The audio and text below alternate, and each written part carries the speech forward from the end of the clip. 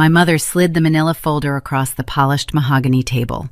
Her French manicured fingers pressed lightly against the cardboard as if she were offering me a gift instead of a life sentence. The air in the Grosse Pointe Yacht Club dining room smelled of starched linen lemon water and unstated expectations. Silver forks clinked politely against porcelain at the neighboring tables, where women in tennis skirts and men in quarter-zip sweaters pretended not to listen to our conversation. "We need your salary, Mirabelle," my mother said. She offered a soft, tragic sigh. "And your evenings. The doctors say we cannot be left alone anymore." I looked at the folder. Then I looked at my father. He sat back in his tufted leather chair nursing a scotch. He was wearing a current year platinum Rolex. My mother was clutching a custom leather handbag that cost more than my first car. We were sitting in a dining room that required a $50,000 initiation fee just to walk through the door. And they were looking at me the way a bank looks at a foreclosed property, ready to strip it for parts. But here is what none of them knew. The woman sitting quietly to my left was not just my lunch date. She was a senior partner at my wealth management auditing firm, and we had spent the entire morning tracing hidden corporate assets. Welcome to Morning Revenge, where we share the quiet betrayals and the spectacular reckonings of everyday people. I am Mirabelle. I am 30 years old. Drop your age and your city in the comments below, because this is the story of how my parents tried to turn me into their unpaid nurse while hiding millions, and how I used my day job to dismantle their entire kingdom. It was a Tuesday afternoon. I had paused a 60-hour work week because my father used the word emergency in a text message. In Midwestern families, that word is a summons you do not ignore. I left a labyrinth of corporate trust ledgers on my desk and drove 20 miles from the city to the affluent lakeside suburbs, assuming the worst. I expected a terminal diagnosis. Instead, I walked into an ambush. "The retirement accounts have stalled," my father said. He swirled the ice in his glass. "The medical bills are mounting. We have to be practical." I watched the ice hit the crystal. As a trust compliance officer, I knew that whoever raises their voice first in a negotiation has already lost. I kept my breathing even. The medical bills narrative did not align with the country club dues, the recent ski trip to Aspen, or the brand new luxury SUV I had parked next to in the valet lot. My mother leaned forward. The heavy scent of her floral perfume pushed across the table, suffocating the space between us. "You are our capable girl, Mirabelle. Cassidy is so fragile right now. She is trying to find herself. We cannot put this burden on your sister. But you have always been so independent. It only makes sense for you to move back into the estate, handle the daily care, manage the prescriptions and the household upkeep. And since you will not be paying rent in the city anymore, you can route your salary to the joint family account for the expenses." I felt Valerie shift beside me. Valerie was a veteran of corporate litigation. She was a brilliant African-American strategist who unraveled fraudulent executives for a living. She had accompanied me for a working lunch, only to find my parents already seated at our reserved table, orchestrating this shakedown. Valerie did not say a word. She just took a slow sip of her sparkling water. Her silence was a physical weight in the room, a quiet recognition of the financial abuse happening right in front of us. "A family care agreement," I said, reading the printed label on the folder. "Just a formality," my father said smoothly. His tone shifted from vulnerable patient to brisk manager. "To keep things organized between us, we need your signature by Friday before my next specialist consultation." I did not reach for the folder right away. I knew how these traps worked. My parents operated on a system of performative fairness. They presented every exploitation as a noble sacrifice. If I said no, I would be the ungrateful daughter abandoning her dying parents. The narrative would spread through the historic estates by evening. They would play the victims perfectly while holding court at their dinner parties. But something about the crisp edges of the folder felt wrong. People who are truly desperate do not draft contracts over scotch. They beg. Contracts are for securing assets. I rested my hand on the folder. The paper felt cold against my palm. "You want me to move into the house by the end of the month. "It is the right thing to do," my mother whispered, dabbing a dry eye with a cloth napkin. I opened the cover. The first page outlined my duties: cooking, cleaning, medication management, transporting them to appointments. The second page detailed the financial routing of my income into a trust account controlled by my father. It was a surrender of my financial autonomy disguised as familial duty. I turned to the third page. My eyes tracked the dense legal paragraphs. The words seemed to blur for a fraction of a second before snapping into sharp, undeniable focus. My training took over scanning the clauses for anomalies. There was a property transfer clause buried in the addendums. It stated that in exchange for my caretaking services, the primary residence, the historic family estate, valued at over $2 million, would be irrevocably deeded upon their passing, not to me, but to Cassidy. I was expected to pay the property taxes, clean the marble floors, and nurse them in the bedrooms while they legally handed the keys to the golden child, who had never held a steady job. The sheer nerve of the document sat on the table like a loaded weapon. My sister lived purely on my parents' social capital, receiving luxury cars and European trips, while I had paid my own way through state college. Now they wanted me to fund her inheritance with my physical labor and my corporate salary. The air left my lungs. I looked at my mother. She smiled a tight, thin line of Midwestern grace, waiting for me to pick up the pen. She expected me to fold. She expected me to crave their approval so deeply that I would sign away my future just to be called the good daughter. I closed the folder. I did not throw it. I did not scream. I aligned the edges perfectly with the side of the table. "I will need to review this," I said, my voice flat. My father frowned. The Rolex caught the light as he tapped his fingers on the table. "There is nothing to review, Mirabel. It is a standard family arrangement. Your sister needs the stability of the house. You have your career. It is only fair." "I read contracts for a living, Dad," I said, meeting his gaze. "I do not sign anything without a full audit. If I am going to act as your financial lifeline, I will need full access to your ledgers, your tax returns, and your medical bills. I need to budget accordingly." My mother's smile vanished. The mask slipped just enough to show the panic underneath. "You want to audit your own parents?" she asked, her voice trembling with genuine anger now. "My heart condition is worsening, and you want to look at spreadsheets? If the money is gone, Mom, the spreadsheets will prove it," I said, standing up from the table. I picked up the folder.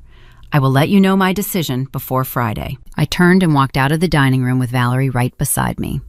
We navigated the maze of wealthy patrons and reached the valet stand before Valerie finally spoke.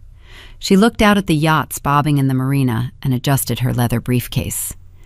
"Your father just renewed his golf club membership for $25,000 last week," Valerie said quietly. I saw the roster cross my desk for a charity event. I gripped the folder tighter.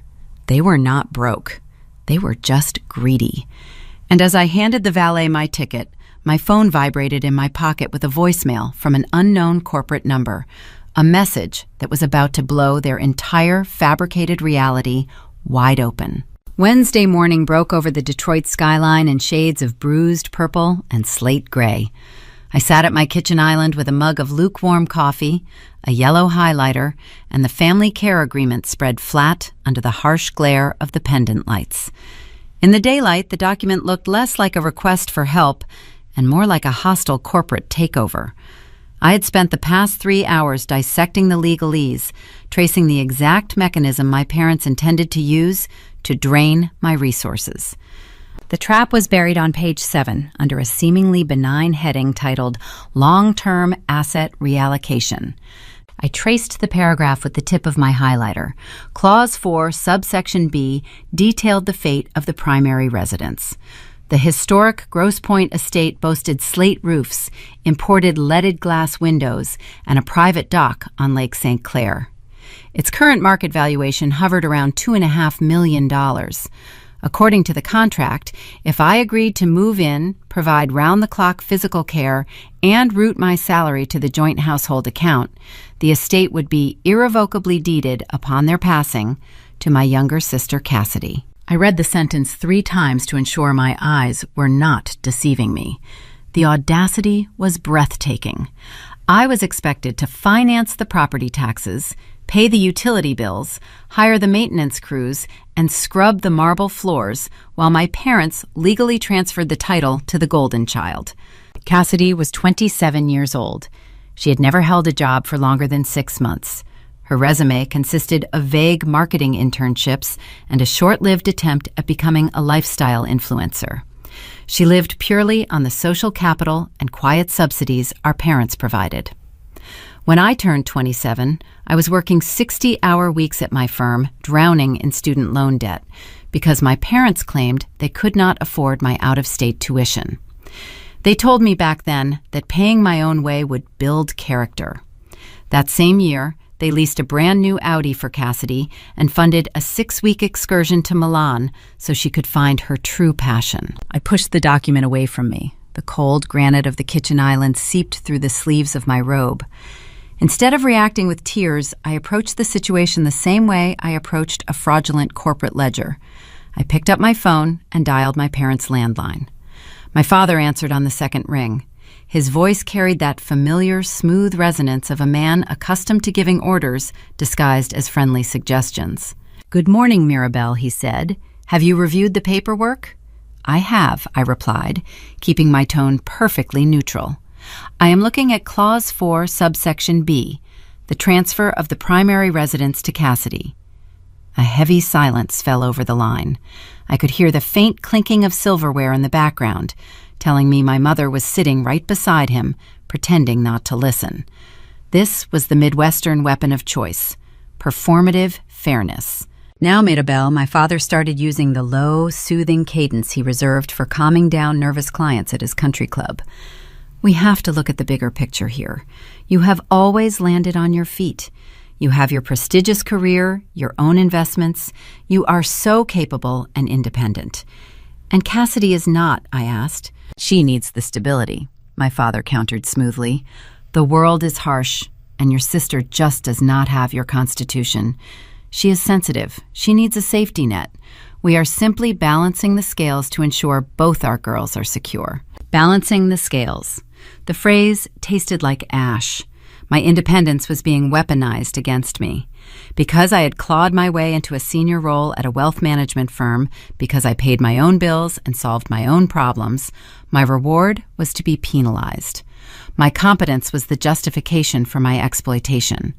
They viewed my success not as something to celebrate, but as a surplus they could harvest to subsidize their favorite child.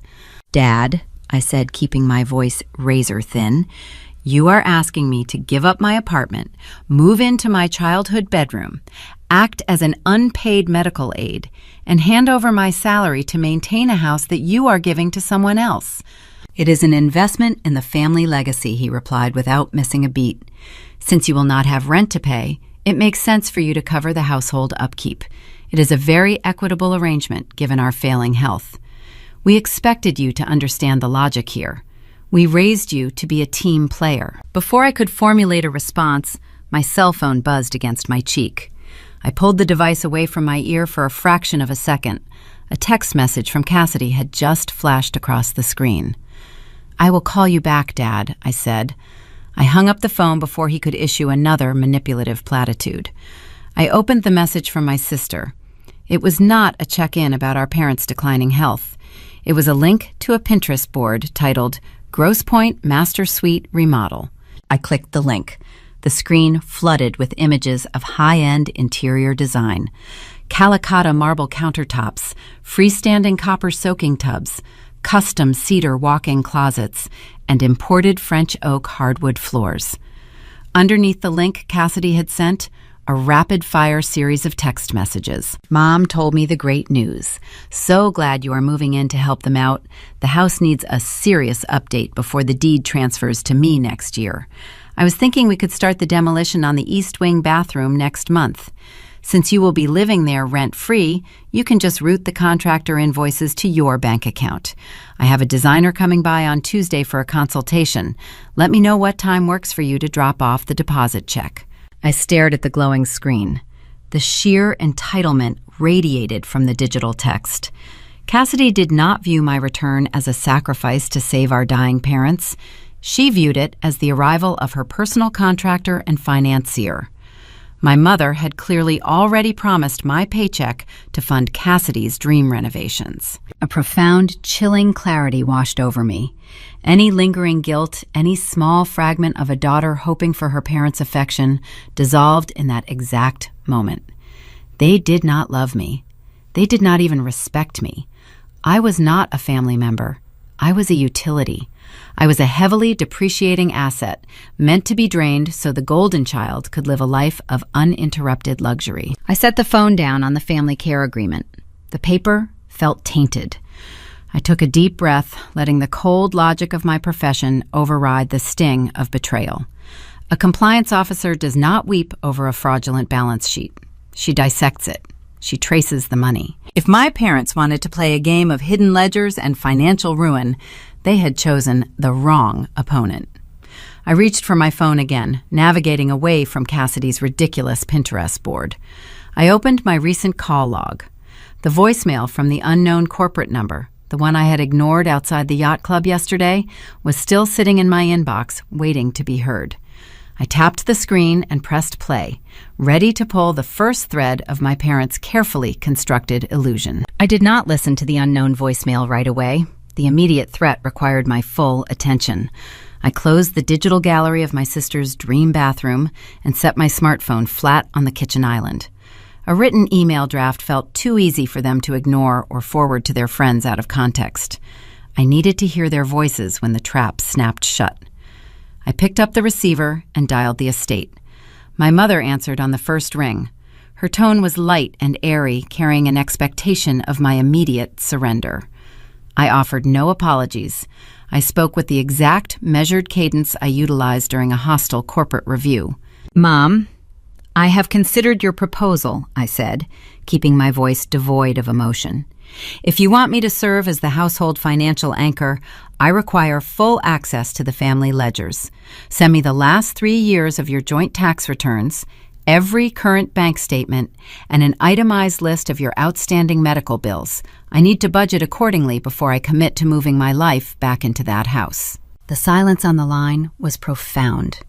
For 10 seconds, the only sound in my apartment was the faint hum of the refrigerator compressor. When my mother finally spoke, her voice lacked the previous Midwestern sweetness. The polished veneer cracked, revealing a brittle, sharp edge. "You want to audit your own parents, Mirabel. Is that what you are saying to me right now?" "I am saying that providing long-term care requires an accurate financial picture," I replied. "If you are truly on the verge of bankruptcy, I need to know the exact deficit. If my salary is going to cover the property taxes and daily living expenses, I must calculate the burn rate." I heard a muffled exchange as my father grabbed the receiver. "Mirabel, this is highly inappropriate," he barked. "Families do not ask for balance sheets. We operate on trust and mutual respect." "We operate on facts, Dad," I corrected him. "Send the documents to my work email by 5 o'clock tomorrow afternoon. If I do not see the ledgers, I will not sign the care agreement." The phone line went dead. They did not send the tax returns. Instead, they deployed a tactic far more common in our affluent lakeside suburb. They initiated a social smear campaign. By 7 that evening, my device began vibrating with a relentless stream of notifications. An alert from my Aunt Ruth popped onto the screen, followed by 2 text messages from women in my mother's country club tennis league. I opened the social media application to find the source. My mother had updated her status. It was a masterpiece of passive-aggressive manipulation designed to weaponize public sympathy. "There is a unique pain in realizing your child sees you as a liability rather than a parent," she wrote. "As my health declines, my heart breaks to learn that love is conditional. Some people care more about spreadsheets and financial interrogations than holding their sick mother's hand. Cherish your children tonight, folks. You never know when they will turn their backs on you in your darkest hour." The comments section was a chorus of pearl-clutching sympathy. Wives of local executives and retired surgeons offered their prayers while condemning the unnamed cruel daughter.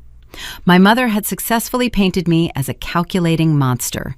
She was utilizing her supposed medical fragility as an impenetrable shield against financial transparency. This medical lie was her ultimate defense mechanism.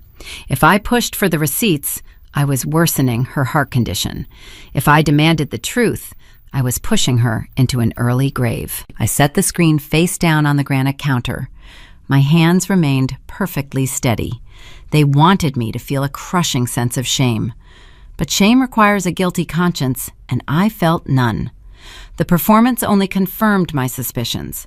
The next morning, I met Valerie at a high-end espresso bar in downtown Detroit. The coffee shop smelled of roasted beans and expensive almond croissants. Valerie sat in a corner booth wearing a tailored charcoal suit that commanded respect from every patron in the room. She was sipping a macchiato while reviewing a stack of printed legal briefings. I slid into the leather seat across from her and ordered a black drip coffee. Valerie never offered empty platitudes. She was a master of corporate strategy who viewed human behavior through the lens of risk assessment. "I saw the digital theater your mother staged last night," Valerie said without looking up from her papers. The spreadsheet comment was a nice touch, very dramatic. "It is a distraction," I replied, wrapping my cold hands around the warm ceramic mug. They refused to provide a single bank statement. Valerie finally looked up. Her dark eyes were sharp, calculating, and entirely devoid of pity. Of course they refused, Mirabelle. Liars always hate the light. When an executive refuses an audit, it is never because they are insulted. It is because they are hiding an offshore account or a second set of books. Your parents are running the exact same playbook. I leaned forward, resting my elbows on the wooden table. "You mentioned the golf club yesterday." Valerie nodded, pulling a sleek tablet from her leather briefcase. She tapped the glass screen a few times and rotated the device toward me. It was a digital snapshot of the country club membership renewal roster. Richard John was listed right at the top. $25,000 paid in full via wire transfer just 4 days ago, Valerie said, her voice dropping to a low, steady murmur. Your father is not struggling to pay for groceries. A man drowning in medical debt does not wire $25,000 to hit a golf ball on a Tuesday afternoon. They have liquid cash, Mirabelle. They just do not want to spend their own money when they can spend yours instead. I stared at the digital receipt. The evidence was irrefutable. My parents were manufacturing poverty to trap me into servitude. They were hoarding their wealth to pamper Cassidy while attempting to turn me into their personal piggy bank. Valerie took a slow sip of her drink. You need to find out where the rest of their money is hiding, she advised, because a $25,000 wire transfer means they have a very healthy checking account somewhere. I nodded, finishing my coffee. The bitter liquid matched the cynical twist in my stomach perfectly. I reached into my coat pocket and pulled out my cell phone. I had been so distracted by my mother's online performance and Cassidy's absurd renovation demands that I had forgotten about the unknown corporate voicemail from yesterday afternoon. It was time to clear my inbox. I tapped the screen and held the speaker to my ear. The voice on the other end did not belong to a family friend or a country club gossip. It was a man with a crisp, professional cadence, the kind of voice that belonged in a boardroom overlooking a metropolitan skyline. Good afternoon, Ms. John, the recording began. My name is Director Reynolds. I oversee wealth management and trust compliance at the Central Private Banking Group. We are conducting a routine periodic review of an offshore mezzanine account established by your late grandfather. You recently passed your 30th birthday, which activated a dormant visibility clause. You are listed as a secondary trustee on this account. I am calling to verify your contact information before I forward the current encrypted statements for your records. Please return my call at your earliest convenience. A soft automated tone signaled the end of the recording. I lowered the phone slowly. The ambient noise of the coffee shop, the hiss of the espresso machine, and the chatter of the morning commuters faded into a low, distant hum. My grandfather had passed away 15 years ago. My parents always claimed he left behind nothing but debts and the Grosse Pointe estate. They used his supposed financial ruin as a cautionary tale throughout my entire childhood. But the banking director had just used the phrase offshore mezzanine account. I looked across the table at Valerie. Her posture had stiffened. She recognized the gravity of my expression immediately. The dynamic between us shifted from mentor and mentee to two predators catching the scent of blood in the water. "What is it?" Valerie asked, leaning closer. I did not blink. I just stared at the blank screen of my device, processing the magnitude of the lie. "My parents do not just have a secret checking account, Valerie," I whispered. "I think they have a hidden empire." I stepped out of the espresso bar into the crisp morning air of downtown Detroit. The wind blowing off the river carried the faint scent of diesel and cold fresh water. Valerie stood beside me, adjusting the lapels of her charcoal coat against the chill. I kept my grip tight on my phone. The metallic cold of the device seeped into my skin, grounding me in the present moment.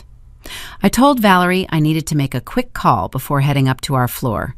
She offered a single, knowing nod and turned toward the revolving glass doors of our corporate building, leaving me alone on the bustling sidewalk. I dialed the number from the voicemail. The line rang twice before a receptionist with a polished tone answered and routed my call to the Wealth Management Division. A brief segment of hold music played, a classical string arrangement that sounded expensive and designed to keep impatient clients docile. Then the line clicked open. "Director Reynolds speaking," the voice said. It was crisp, measured, and entirely unbothered. "Good morning, Director Reynolds," I replied, matching his corporate cadence. "This is Mirabelle John, returning your message regarding my grandfather's account." "Ah, yes, Ms. John. Thank you for the prompt response," he said. The faint sound of a mechanical keyboard clacking echoed in the background. "I need to run through a quick security protocol before we proceed. Standard procedure for accounts of this tier." I provided my mother's maiden name, my date of birth, and the last 4 digits of my Social Security number. I answered the prompts with the detached efficiency of someone who conducted these exact verifications for a living. I did not let my voice tremble. I did not betray the sudden drumming pulse echoing in my ears. "Perfect," he said. "As I mentioned in my voicemail, we are conducting a routine periodic review of the offshore mezzanine trust established by your late grandfather." My grandfather had been a quiet, pragmatic man who ran a regional auto parts distribution network. He wore faded flannel shirts and drove a 10-year-old sedan. When he died, my parents claimed his business had folded under an insurmountable pile of debt, leaving them nothing but the historic estate in Grosse Pointe. They spent my entire adolescence citing his supposed financial ruin as a cautionary tale.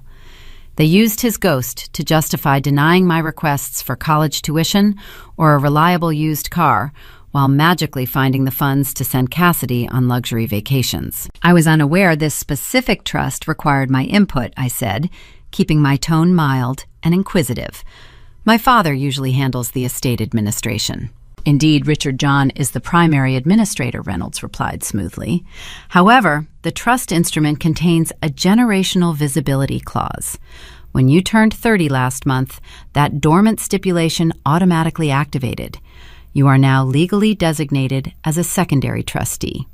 Under current federal compliance regulations, my division is obligated to ensure all named trustees are aware of their status and have access to the current reporting documents." The realization hit me with the force of a physical blow. My parents had made a critical administrative error. In their arrogance, they assumed they controlled every variable. They were so accustomed to manipulating the social narrative within their wealthy circles that they forgot the rigid, unfeeling mechanics of the banking sector. They had failed to file the necessary legal paperwork to scrub my name from the trust before my birthday. A simple oversight caused by their own hubris was about to dismantle their entire fabricated reality. "I understand the regulatory requirements, Director Reynolds," I said, leaning against the cold granite facade of my office building. "In my profession, I deal with fiduciary compliance daily. I appreciate your diligence. Could you please forward the current encrypted statements to my secure work email? Just for my records, of course." "Certainly," he said, sounding relieved that he did not have to explain complex financial structures to an amateur. "I will generate the PDF and send it over immediately. The encryption password will arrive in a separate, secure message. Have a wonderful day, Ms. John." I ended the call. The screen went black. I took a deep breath, letting the freezing city air fill my lungs. The game had fundamentally changed. I walked through the revolving doors and crossed the expansive marble lobby of my firm.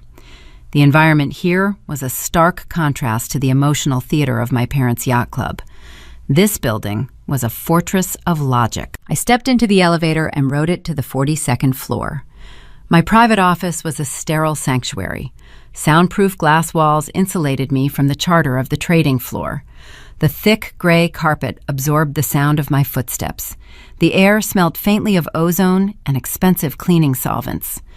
There were no family photographs on my desk. There were no sentimental trinkets. There was only a high-resolution dual-monitor setup, a mechanical keyboard, and a stack of pending audit files. I hung my coat on the back of my ergonomic chair and sat down. The quiet, clinical environment stood in sharp contrast to the explosive nature of the task ahead. I woke my computer from sleep mode and opened my encrypted email client. The message from Director Reynolds was already sitting at the top of my inbox. I opened the secondary message containing the decryption key. My fingers hovered over the keyboard. I typed the complex string of alphanumeric characters into the password prompt on the PDF file. I pressed the Enter key. The document decrypted in an instant. A detailed financial ledger populated my primary monitor. I scrolled past the title pages and the standard legal disclaimers. My eyes scanned the rows of data tracking the asset allocation. The trust was structured beautifully. It utilized a series of low-risk municipal bonds and high-yield offshore dividend accounts to generate steady, untaxed revenue. It was the kind of sophisticated financial vehicle designed to protect generational wealth from estate taxes and careless spending. I bypassed the historical yield charts and scrolled directly to the final summary page. I needed to see the bottom line.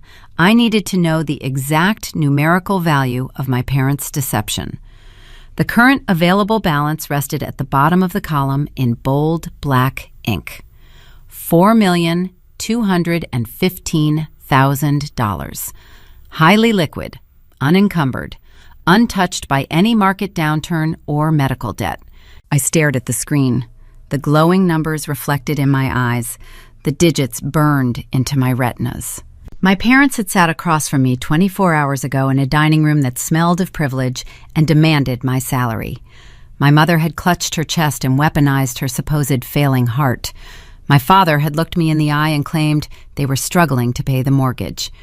They had drafted a legal contract to steal my income and my physical labor to maintain a house they were secretly giving to my sister, all while sitting on a mountain of untraceable cash. They did not need a nurse. They did not need a financial lifeline. They needed a fool. My phone buzzed on the desk, shattering the heavy silence of my office. It was a text message from Cassidy. "Hey, I just met with the contractor," she wrote. "We need a $7,500 deposit for the master bathroom demolition. Mom said you get paid on Friday. Let me know when you can wire the funds to my account." I looked from the demanding text message on my phone to the $4 million balance shining on my monitor. The sheer scale of their greed was no longer just a quiet suspicion. It was a documented, verifiable fact. I did not reply to my sister. I reached into my desk drawer and pulled out a fresh legal pad. I clicked my pen. The time for gathering clues was over. It was time to start building the trap. I sent the decrypted PDF file to the secure, localized printer located at the end of the executive corridor. The machine hummed to life, dispensing 30 pages of dense financial history onto the output tray. I gathered the warm sheets of paper, aligning the edges with precise taps against the plastic casing. I slid the stack inside a generic brown envelope and sealed the clasp. I did not call my father to demand an explanation. I did not text my sister to scream about her renovation budget. Anger is a volatile emotion that burns out quickly, leaving you exposed. Vengeance requires a cold, methodical patience. Valerie lived in a restored 19th century brownstone in a historic downtown district far removed from the pretentious lakeside mansions of my childhood. Her neighborhood smelled of old brick and roasted coffee, a sharp contrast to the manicured lawns and sterile wealth of Grosse Pointe. Her home was an exercise in minimalist power. Dark hardwood floors, exposed brick walls, and ceiling-high shelves lined with heavy legal texts. I arrived just after 7 in the evening. She opened her heavy oak door wearing a simple cashmere sweater, holding a glass of dry red wine. She took one look at the thick envelope clutched in my hand and stepped aside to let me pass. We moved directly to her dining room. We spread the 30 pages across her massive wooden table, creating a mosaic of numbers and transaction logs. I pulled a red pen from my leather tote bag. Valerie booted up her personal laptop, logging into the restricted county property and tax databases she retained access to from her litigation days. We worked in total silence for the first 40 minutes. The only sounds echoing in the room were the scratching of my pen against the paper and the rapid clicking of her keyboard. We were speaking the language we knew best, the language of assets, liabilities, routing numbers, and paper trails. Look at this disbursement schedule right here, I said, tapping the center of the third page. There is a recurring withdrawal on the 15th of every single month. $7,000 routed out of the offshore trust into a secondary domestic checking account. Valerie cross-referenced the routing number with the public tax records she had pulled up on her screen. She adjusted her reading glasses, her expression hardening. That secondary account is a pass-through entity, she murmured. It is registered as a private holding company, but the incorporation address matches your parents' estate exactly. Now look at the outbound wire transfers originating from that holding company. She turned the laptop screen toward me. The money was not going toward overdue medical bills or emergency mortgage payments. It was flowing directly to Cassidy. The ledger outlined a clear, undeniable path from the offshore trust to my sister's lavish lifestyle. The monthly lease payments on her luxury vehicle were paid from this account. The security deposit for her trendy downtown apartment before she decided to move back into the estate was funded here. The travel agency invoices for her 6-week European excursion were settled in full using these exact funds. My parents were quietly siphoning the interest generated by the $4 million trust and funneling it straight to the golden child. To maintain their public facade of financial struggle, they had masked these withdrawals as business losses and personal debt on their public-facing tax returns. They had constructed a brilliant shadow ledger. They were draining a fortune in secret while walking around the yacht club playing the tragic victims of a harsh economic climate. They presented themselves as martyrs while financing a life of leisure for their favorite daughter. The red pen slipped from my fingers and clattered onto the hardwood floor. A profound, icy numbness settled in the center of my chest. My entire existence in that family had been defined by a narrative of severe scarcity. I closed my eyes and remembered sitting at our kitchen table when I was 18 years old, holding an acceptance letter to a prestigious out-of-state university. My father had looked at me with a sorrowful, heavy expression and told me the money simply was not there. He claimed a recent market downturn had decimated his savings. He told me I needed to be pragmatic and lower my expectations. I ended up attending a local state college. I worked 30 hours a week waiting tables in a diner that smelled of stale grease and bleach just to cover my textbooks and rent. I had eaten cheap noodles for dinner and skipped dental appointments to save a few dollars. I had believed their struggle implicitly. I had felt intense guilt for ever asking for a $50 winter coat while they were supposedly drowning in debt. All those years of fabricated poverty, all those stern lectures about building character through financial hardship, they were sitting on a mountain of liquid cash the entire time. They had forced me into a life of brutal financial anxiety just so they could preserve their wealth and pamper my sister without consequence. The betrayal was not simply about the hidden money. It was about the theft of my reality. They had rewritten the fundamental facts of my existence to suit their selfish narrative. Valerie poured a second glass of wine and set it gently near my right hand. She did not offer empty sympathy or useless pity. She offered strategy. "If you confront them tonight, they will panic," Valerie said, her voice dropping to a low, serious register. "They will hire aggressive defense counsel by morning. They will attempt to move the funds or lock the accounts in a prolonged legal battle. They will spin the story to claim you are a rogue, unstable child trying to extort your dying parents. You have to remember who you are dealing with, Mirabel. They are professional victims. So what is our move? I asked, taking a slow, deliberate sip of the dry wine. The alcohol burned a clean path down my throat. We let them think they are winning, she replied, resting her hands on the table. You are going to sign a version of that care agreement. You are going to pretend to be the dutiful, terrified daughter who is willing to sacrifice everything for the good of her family. You will play the exact role they assign to you.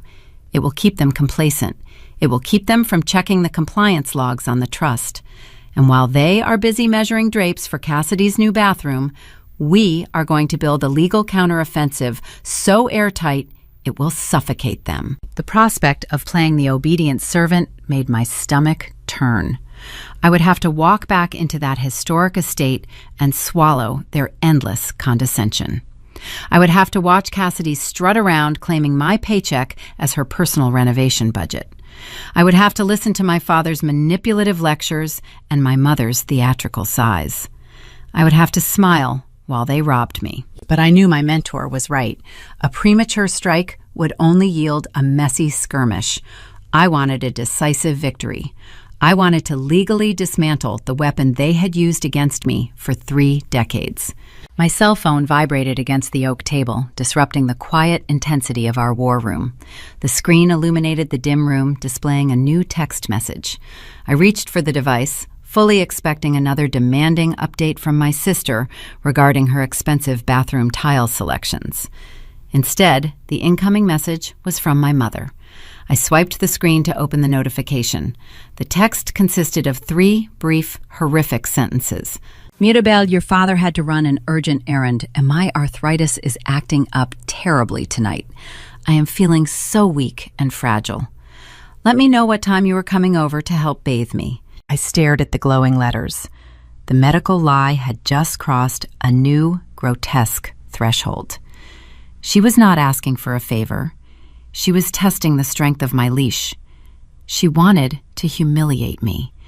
She wanted to assert physical dominance by forcing me to act as her personal orderly, all while she sat on $4 million and plotted to give the family home to my sister. She was checking to see if I had broken yet. I looked up from the screen, meeting my mentor's dark, calculating eyes. I typed a brief, polite response confirming I would be at the estate within the hour.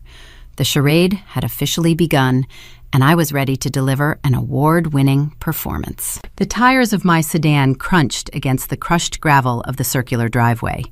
The Grosse Pointe estate loomed in the darkness ahead of me. It was a sprawling brick colonial structure, flanked by towering century-old oak trees. I turned off the ignition and sat in the quiet cabin for a moment. The engine ticked softly as it cooled down in the crisp night air. I took a deep breath, letting the oxygen clear my mind. It was time to step onto the stage my parents had so carefully constructed. I unlocked the heavy wooden front door using the spare key I kept on my ring. The grand foyer smelled of expensive beeswax furniture polish mixed with a faint artificial scent of rubbing alcohol. It was a calculated sensory detail, a clear attempt to mimic the sterile environment of a clinical ward. I hung my wool coat in the hall closet and walked slowly toward the main parlor. The room had been transformed into a meticulous theater of illness. The antique velvet sofa had been shoved against the far wall to make room for a rented mechanical medical bed. My mother lay beneath a pristine white duvet. Her hair was arranged to look just the right amount of disheveled. She offered a weak, breathy sigh as I stepped over the threshold. A moment later, my father hobbled out of the adjacent library. He was leaning heavily on a polished mahogany cane. It was a cane he had certainly not needed 48 hours ago when he was striding through the dining room of the yacht club ordering top-shelf scotch. The sheer audacity of the performance tested every ounce of my professional restraint. My pulse drummed a steady, rapid rhythm in my ears. I forced my facial muscles into a mask of dutiful, daughterly concern. I walked over to the side of the medical bed and gently picked up my mother's wrist. I pressed my index and middle fingers against her skin, pretending to check her vitals, the way a concerned caretaker would. Her pulse was strong, steady, and entirely normal. There was no flutter of a failing heart. There was only the calm rhythm of a woman who believed she had successfully trapped her prey. "You are doing so well, Mom." I lied, keeping my tone soft and soothing. "Just rest now. I am here." I adjusted the sterile white blanket around her shoulders, smoothing out imaginary wrinkles. My father let out a theatrical groan and lowered himself into a nearby wingback chair. He clutched the mahogany cane with both hands as if his life depended on the wooden prop. "It is a heavy burden, Mirabelle," he muttered, shaking his head in feigned sorrow. "We are just so incredibly grateful you are stepping up to the plate. Family must always hold together during the dark times." I offered a sympathetic nod. I told them I was going to fetch a glass of fresh ice water and a damp washcloth for her forehead. I exited the parlor and walked down the long hardwood hallway toward the rear of the house. As I passed the open door of Cassidy's bedroom, a splash of vibrant color caught my eye. I paused in the doorframe. The king-sized bed was covered in glossy retail shopping bags from an upscale luxury boutique down in Somerset. Crisp tissue paper spilled onto the duvet, revealing the unmistakable silhouette of a brand-new designer leather handbag and matching knee-high boots. My parents were claiming they could barely afford basic groceries, yet my sister was running up massive tabs at high-end department stores. I continued down the hall and stepped into the kitchen. The aesthetic of the space mirrored the exact nature of the transaction my family was trying to force upon me. It was a vast expanse of frigid white marble countertops, stainless steel appliances, and glaring overhead pendant lights. There was no warmth in this room. It felt like a sterile laboratory or a high-end morgue. I walked over to the deep basin sink to fill a crystal glass with filtered water. As I reached for a linen towel, I glanced down at the open stainless steel trash can. Nestled near the top of the bin were several discarded wrappers and glossy takeout containers from an exclusive French bistro located downtown. Alongside the heavy cardboard containers sat 2 empty green glass bottles of imported sparkling mineral water. They were not rationing canned soup to survive a sudden financial crisis. They were ordering gourmet meals delivered directly to the estate while playing the roles of starving, helpless martyrs. Footsteps echoed sharp and fast against the floorboards. I turned off the faucet just as Cassidy walked into the kitchen. She was wearing a matching silk loungewear set that cost more than a standard mortgage payment. Her blonde hair was perfectly blown out, framing a face that held zero concern for the supposed failing health of the people resting in the other room. She did not ask how our mother was feeling. She did not offer to help carry the water glass back to the parlor. Instead, she leaned against the cold marble island, crossed her arms over her chest, and fixed me with a calculating stare. So Cassidy began, her voice carrying a sharp edge of pure entitlement. "Mom mentioned you are reviewing the final paperwork tonight." I picked up the water glass, feeling the icy condensation gather against my palm. "I am going over the details." "Yes," I replied evenly. "Good," she said, tapping her manicured fingernails against the stone counter, "because the property taxes on this place are due at the end of the quarter. It is a hefty bill. I need to know exactly when your first check is going to clear the joint account. The contractor also needs that deposit for the master suite by next week. We cannot afford any delays, Mirabelle. This house is our family legacy. It is your duty to make sure it stays in pristine condition." The word duty hung in the sterile air between us. She was standing in a historic estate demanding my hard-earned corporate salary to fund her personal luxury renovations on a property she was secretly inheriting, all while backed by a hidden $4 million trust fund. The sheer scale of her delusion was breathtaking. I looked down at the icy marble surface separating us. It was the perfect physical manifestation of our relationship, hard, unyielding, and entirely devoid of human affection. I did not raise my voice. I did not point out the designer shopping bags sitting on her bed or the gourmet food wrappers hidden in the trash can. I offered her a thin, polite smile.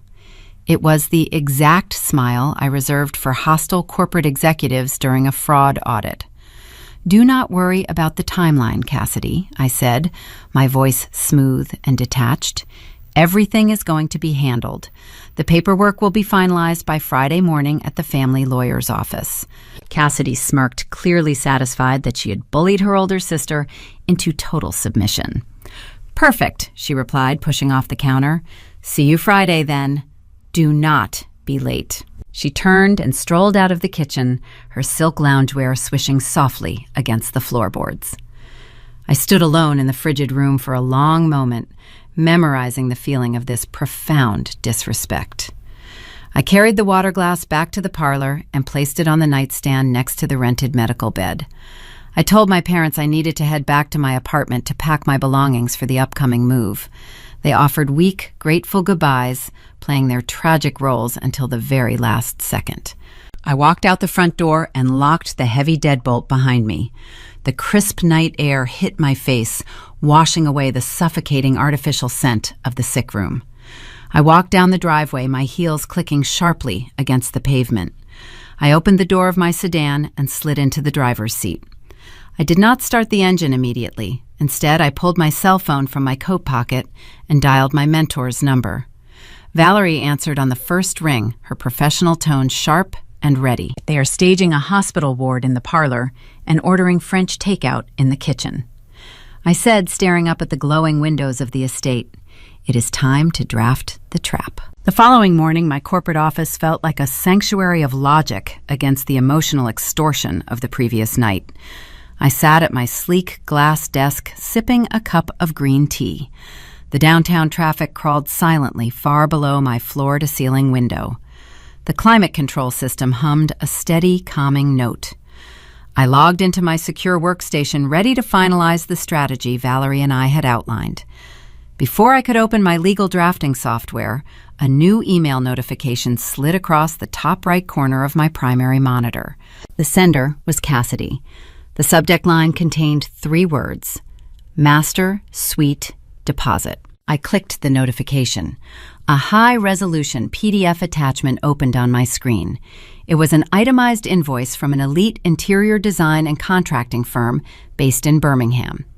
The document detailed a full gut renovation of the primary bedroom suite at the Grosse Pointe estate. The line items read like a wish list for a luxury resort: imported Italian soaking tub, heated quartz floors, custom milled cedar walk-in closets, smart home integrated lighting. I scrolled down to the total estimated cost printed in bold black ink at the bottom of the page: $85,000. Below the attachment, Cassidy had typed a brief, breezy message. "Hey, big sister, the design team is booked solid for the spring season, so we have to lock them in today. The initial deposit is $20,000. Since you are moving in this weekend and routing your checks to the house anyway, I told the contractor you would wire the funds directly from your personal account this morning. Thanks for being such a lifesaver. See you Friday." I leaned back in my ergonomic chair. My sister was intoxicated by her impending power. She believed the deed to the $2.5 million estate was as good as hers. She was so blinded by her unearned inheritance that she did not see the sheer absurdity of sending a working professional an $85,000 bill for a house she did not own. Cassidy operated under the delusion that my sole purpose on this earth was to finance her aesthetic whims. She was spending my future wages before the ink on the care agreement was even dry. This invoice was a gift. It was a tangible, documented piece of evidence proving their intent to drain my resources for luxury rather than medical necessity. I saved the file to my encrypted drive, dragging it into a folder labeled Family Fraud. As the transfer completed, my desk phone rang. The caller identification displayed the Central Private Banking Group. I picked up the receiver. "Good morning, Director Reynolds," I said, maintaining a brisk professional tone. "Good morning, Ms. John," he replied. His voice carried a tight edge of bureaucratic urgency today. "I apologize for the unexpected call, but I am reaching out regarding an expedited request submitted by your father early this morning. We are encountering a compliance friction point, and I need to clarify your position as the secondary trustee." My posture straightened. The temperature in my office seemed to drop a few degrees. "What sort of expedited request, Director Reynolds?" Richard John submitted emergency paperwork to dissolve the offshore mezzanine trust in its entirety. Reynolds explained, the sound of rustling papers echoing over the line. He cited urgent family health matters requiring immediate liquidity. He is requesting a full transfer of the $4,200,000 balance into a newly established private holding company. He wants the funds moved and the trust closed by Thursday afternoon. The timeline hit me like a physical strike to the chest. Thursday afternoon. That was tomorrow. That was 24 hours before our scheduled Friday morning meeting at the family lawyer's office. My father was not just greedy. He was paranoid. He knew I demanded receipts and ledgers. He knew I audited wealth for a living. He was trying to liquidate the hidden fortune and hide it behind a new corporate veil before I could demand to see the trust documents. If he succeeded in moving that money before Friday, my legal leverage would vanish. The funds would be untraceable, swallowed by a private entity, and I would be left staring at an empty offshore account.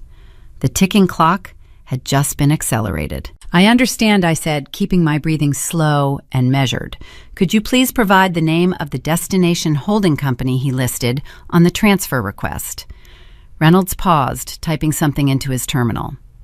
"The destination account is a limited liability company registered as Lakeside Heritage Holdings." "Thank you, Director Reynolds," I said. "Please hold the transfer in a pending status for the next 30 minutes.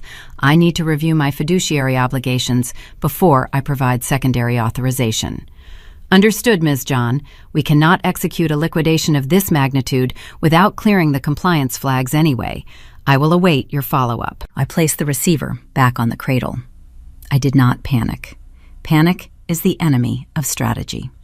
I opened a new browser tab and navigated to the State Division of Corporate Registries.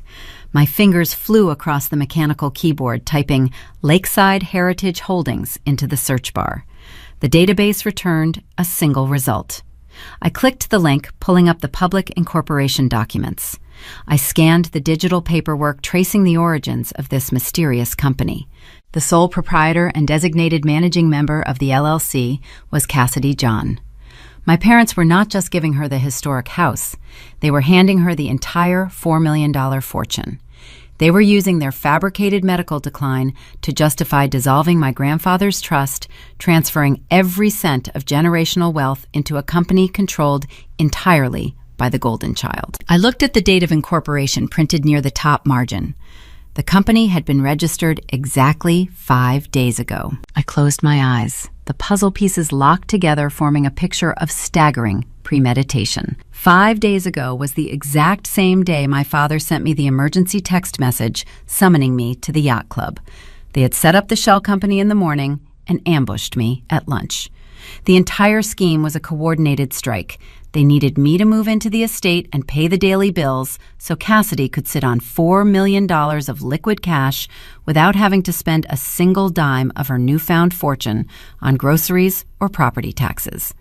They had engineered a scenario where I would function as an indentured servant, funding the lifestyle of a millionaire. The raw betrayal gave way to a cold, crystal-clear focus. I opened my legal drafting software. I did not need to wait for Valerie to guide me through this next step. I knew exactly which weapon to deploy. I selected a blank template for a formal fiduciary injunction. I typed in the routing numbers, the trust identification codes, and the contact information for Director Reynolds. My keystrokes were sharp and deliberate, echoing like gunshots in the quiet office. I drafted a binding freeze notice. Under the governing laws of trust compliance, a secondary trustee possesses the authority to halt any asset liquidation if they suspect a breach of fiduciary duty or financial fraud. I cited my active investigation into the estate. I noted the suspicious timing of the LLC incorporation. I formally declared that the primary administrator was acting under a conflict of interest. This document was not a request. It was a legal barricade. Once filed, the bank would be prohibited by federal law from moving a single penny until a full independent audit was completed. I reviewed the text, ensuring every legal citation was flawless. I attached my digital signature to the bottom of the page. I exported the file as a secure PDF and attached it to a direct email addressed to Director Reynolds. I hovered my mouse over the send button. My parents thought they were playing a game of emotional chess. They thought they could use my Midwestern guilt to maneuver me into a corner. They failed to realize they had invited a professional auditor to examine their board. I clicked send. The freeze notice vanished into the corporate server, flying through the digital ether toward the private bank. The trap was set. The $4 million was officially locked in the vault, and my father, oblivious to the invisible wall I had just built around his stolen treasure, was about to experience a very rude awakening. The confirmation receipt appeared on my monitor a mere 14 seconds after I clicked send. Director Reynolds had received the injunction. The legal barricade was now active. $4,200,000 sat trapped in digital purgatory, completely inaccessible to the man trying to steal it. I minimized my email client and returned to my standard daily tasks. I audited a modest portfolio for a local medical device manufacturer, checking their quarterly dividend distributions. My posture remained relaxed. My breathing stayed even. I operated with the serene detachment of a technician who had just severed the main power line to an enemy compound and was merely waiting for the backup generators to fail. It took exactly 42 minutes for the detonation to register at the Grosse Pointe estate. My cell phone began to vibrate across the glass surface of my desk. The screen illuminated, displaying my father's contact portrait. I let it ring. The device went silent for a brief moment before vibrating again. Then came a third attempt, a fourth. The calls arrived in a frantic, rapid-fire sequence that indicated a severe breakdown in my father's usually flawless composure. I picked up the device and accessed the voicemail box. The audio played through the small speaker. "Mirabel, pick up your phone," my father barked.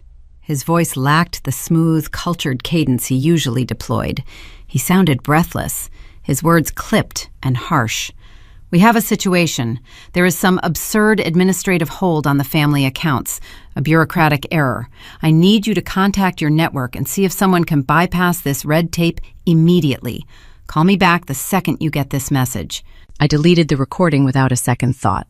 He was playing ignorant, attempting to recruit me to fix the very trap I had just activated. 5 minutes later, my mother's number appeared on the display.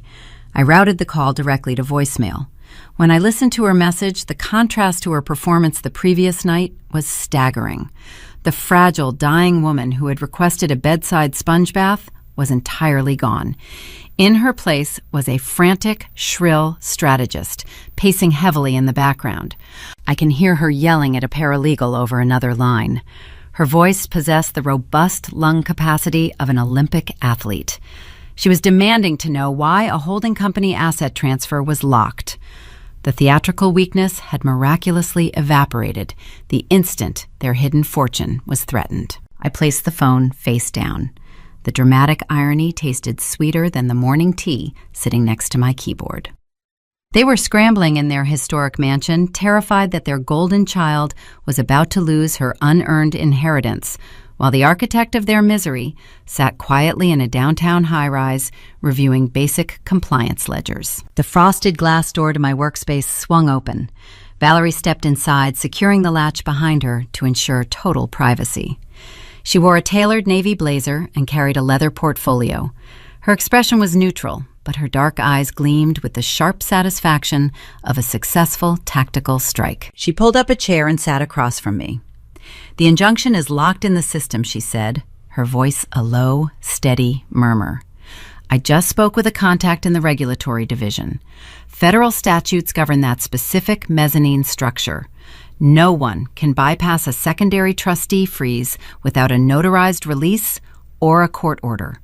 Your father is currently hitting a brick wall at 200 miles per hour." He left 4 voicemails demanding I fix the glitch.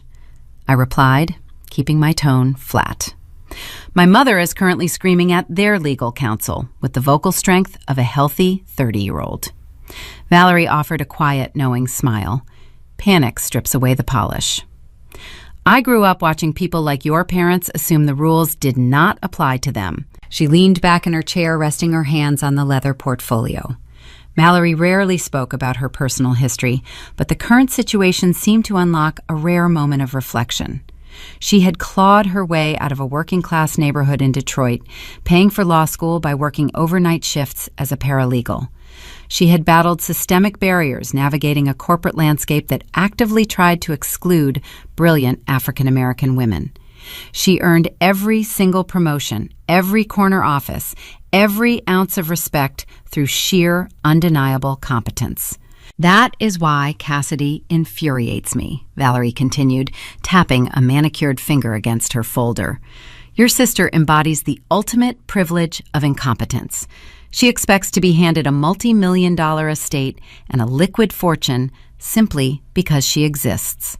People like you and me, Mirabelle, we have to build our own foundations, brick by brick. People like your sister just expect to be handed the keys to the castle. She will not get those keys today, I said. No, she will not, Valerie agreed. In fact, your father just attempted a desperate maneuver to force the issue. He tried to leverage his social capital. I raised an eyebrow, intrigued by the development. What did he do? Valerie checked a message on her smartwatch. My banking contact just texted me a highly entertaining update.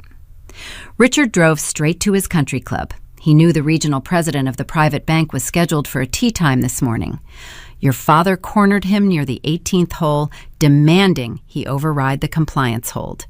He tried to use his status, claiming the delay was an insult to a legacy client. I could picture the scene perfectly.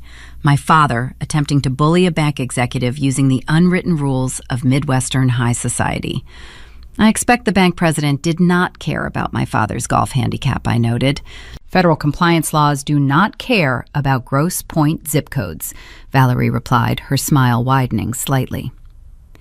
The executive told Richard that interfering with an active fraud investigation is a felony. He advised your father to hire a defense attorney and walked away.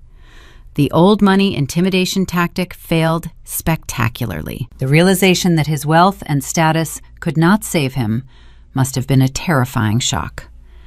My father was accustomed to a world where a firm handshake and a shared cocktail could erase any inconvenience. Now he was trapped in the unfeeling machinery of the federal banking system. My phone vibrated once more. A new voicemail notification appeared on the blank screen. I activated the speakerphone, allowing Valerie to listen. My father's voice filled the quiet room. The panic from his earlier messages had been hastily buried beneath a thick layer of authoritarian command. He was trying to regain control of the narrative. Mirabelle, he began, his tone cold and exacting. The bank is experiencing a systemic glitch that is delaying our financial restructuring. It is a temporary nuisance, but it has severely distressed your mother. Her heart cannot take this kind of prolonged anxiety. Because of this unnecessary stress, we are accelerating our timeline. We are moving the meeting up. He paused, taking a sharp breath. I expect you at the lawyer's office tomorrow morning at 9 o'clock sharp. We are going to sign the family care agreement and execute the deed transfer for your sister immediately. We must finalize your caretaking commitments before the weekend. Do not be late. This is a family imperative. The recording ended with a sharp click. I looked across the desk at my mentor. The desperation in his voice was palpable. He knew the $4 million was frozen, but he believed he still held one final card. He thought he could bully me into signing the contract before the bank finished its investigation. He wanted to secure my physical labor, my salary, and Cassidy's deed transfer, hoping he could untangle the offshore account later. He was betting everything on my submission. He wants to rush the paperwork tomorrow morning, I said, turning off the display on my device. He thinks I am oblivious to the trust issue. He thinks I am just going to show up and sign my life away because he used his authoritative tone. Valerie stood up, smoothing the front of her navy blazer. She picked up her leather portfolio. Let him believe he has the upper hand, Mirabelle. Let him walk into that boardroom expecting a coronation. When arrogance blinds a man, he never sees the guillotine falling until it is far too late. I turned my attention back to my monitors. The financial ledgers, the property deeds, the incriminating contractor invoice, all sat organized in my encrypted drive. Tomorrow morning, I was not walking into that meeting as a terrified daughter seeking parental validation. I was walking in as a senior trust auditor executing a final judgment. I spent the rest of the afternoon printing the evidence. The trap was fully constructed, locked, and loaded. All I had to do now was wait for the sun to rise over the Detroit River and deliver the reckoning my family so richly deserved. The laser printer in my home office hummed a low, steady rhythm. The scent of warm toner and crisp paper filled the small room. I stood by the output tray collecting the sheets as they slid from the machine. These were not just financial records. They were the raw materials of my emancipation. I arranged the pages into 4 distinct piles on my glass desk. The first stack contained the offshore trust ledger, detailing the $4,200,000 balance. The second stack was the state registry printout, confirming the creation of Lakeside Heritage Holdings under my sister's name. The third pile consisted of the $85,000 contractor invoice Cassidy had so helpfully provided. The final document was a single page I had drafted myself, a formal declination of care, legally absolving me of any physical or financial responsibility for my parents. I stepped back and looked at the arrangement. The late afternoon sun filtered through the blinds, casting long horizontal shadows across the evidence. A strange quiet settled over the room. It was the calm that precedes a sudden shift in atmospheric pressure. I reached out and traced the edge of the contractor invoice. The crisp white paper felt harsh against my fingertips. A sudden tightening gripped my chest. It was a sharp, unexpected wave of grief. I was not mourning the money. The millions hidden in the offshore account meant nothing to me. I was mourning the parents I never actually had. My entire life had been a transaction I did not realize I was participating in. I remembered the worn winter boots I wore through 4 years of college because my father claimed the household budget was too tight to afford a replacement pair. I remembered the way my mother praised my fierce independence to her country club friends, framing my forced self-reliance as a parenting victory. They did not raise me to be strong. They raised me to be useful. In the ecosystem of our family, I was designated as the beast of burden. My role was to carry the heavy load, to plow the fields, and to endure the harsh weather without complaint. Cassidy was the show pony. She existed to be groomed, admired, and kept safely inside the gilded stable. The realization carried a bitter, metallic taste. For 30 years, I had carried a heavy stone of Midwestern daughterly obligation. I had twisted myself into knots trying to earn a fraction of the warmth they showered on my sister effortlessly. I had audited ledgers for wealthy strangers while allowing my own family to bankrupt my spirit. I had treated their conditional affection as a prize to be won through endless labor. I exhaled a long, slow breath. I let my hand drop from the desk. The invisible stone shattered. The guilt evaporated, leaving behind a cold, pristine clarity. I no longer needed their approval. I only needed their signature. A sharp knock at my front door broke the silence. I walked through the living room and turned the deadbolt. Valerie stood in the hallway, holding a structured leather briefcase. She wore a tailored slate gray suit and a silk blouse that projected pure, unyielding authority. Today, she was not just my mentor or my friend. She had agreed to act as my official legal proxy for the confrontation tomorrow morning. "Come in," I said, stepping aside. Valerie crossed the threshold, bringing the brisk energy of a corporate boardroom into my apartment. She bypassed the living area and walked straight to the home office.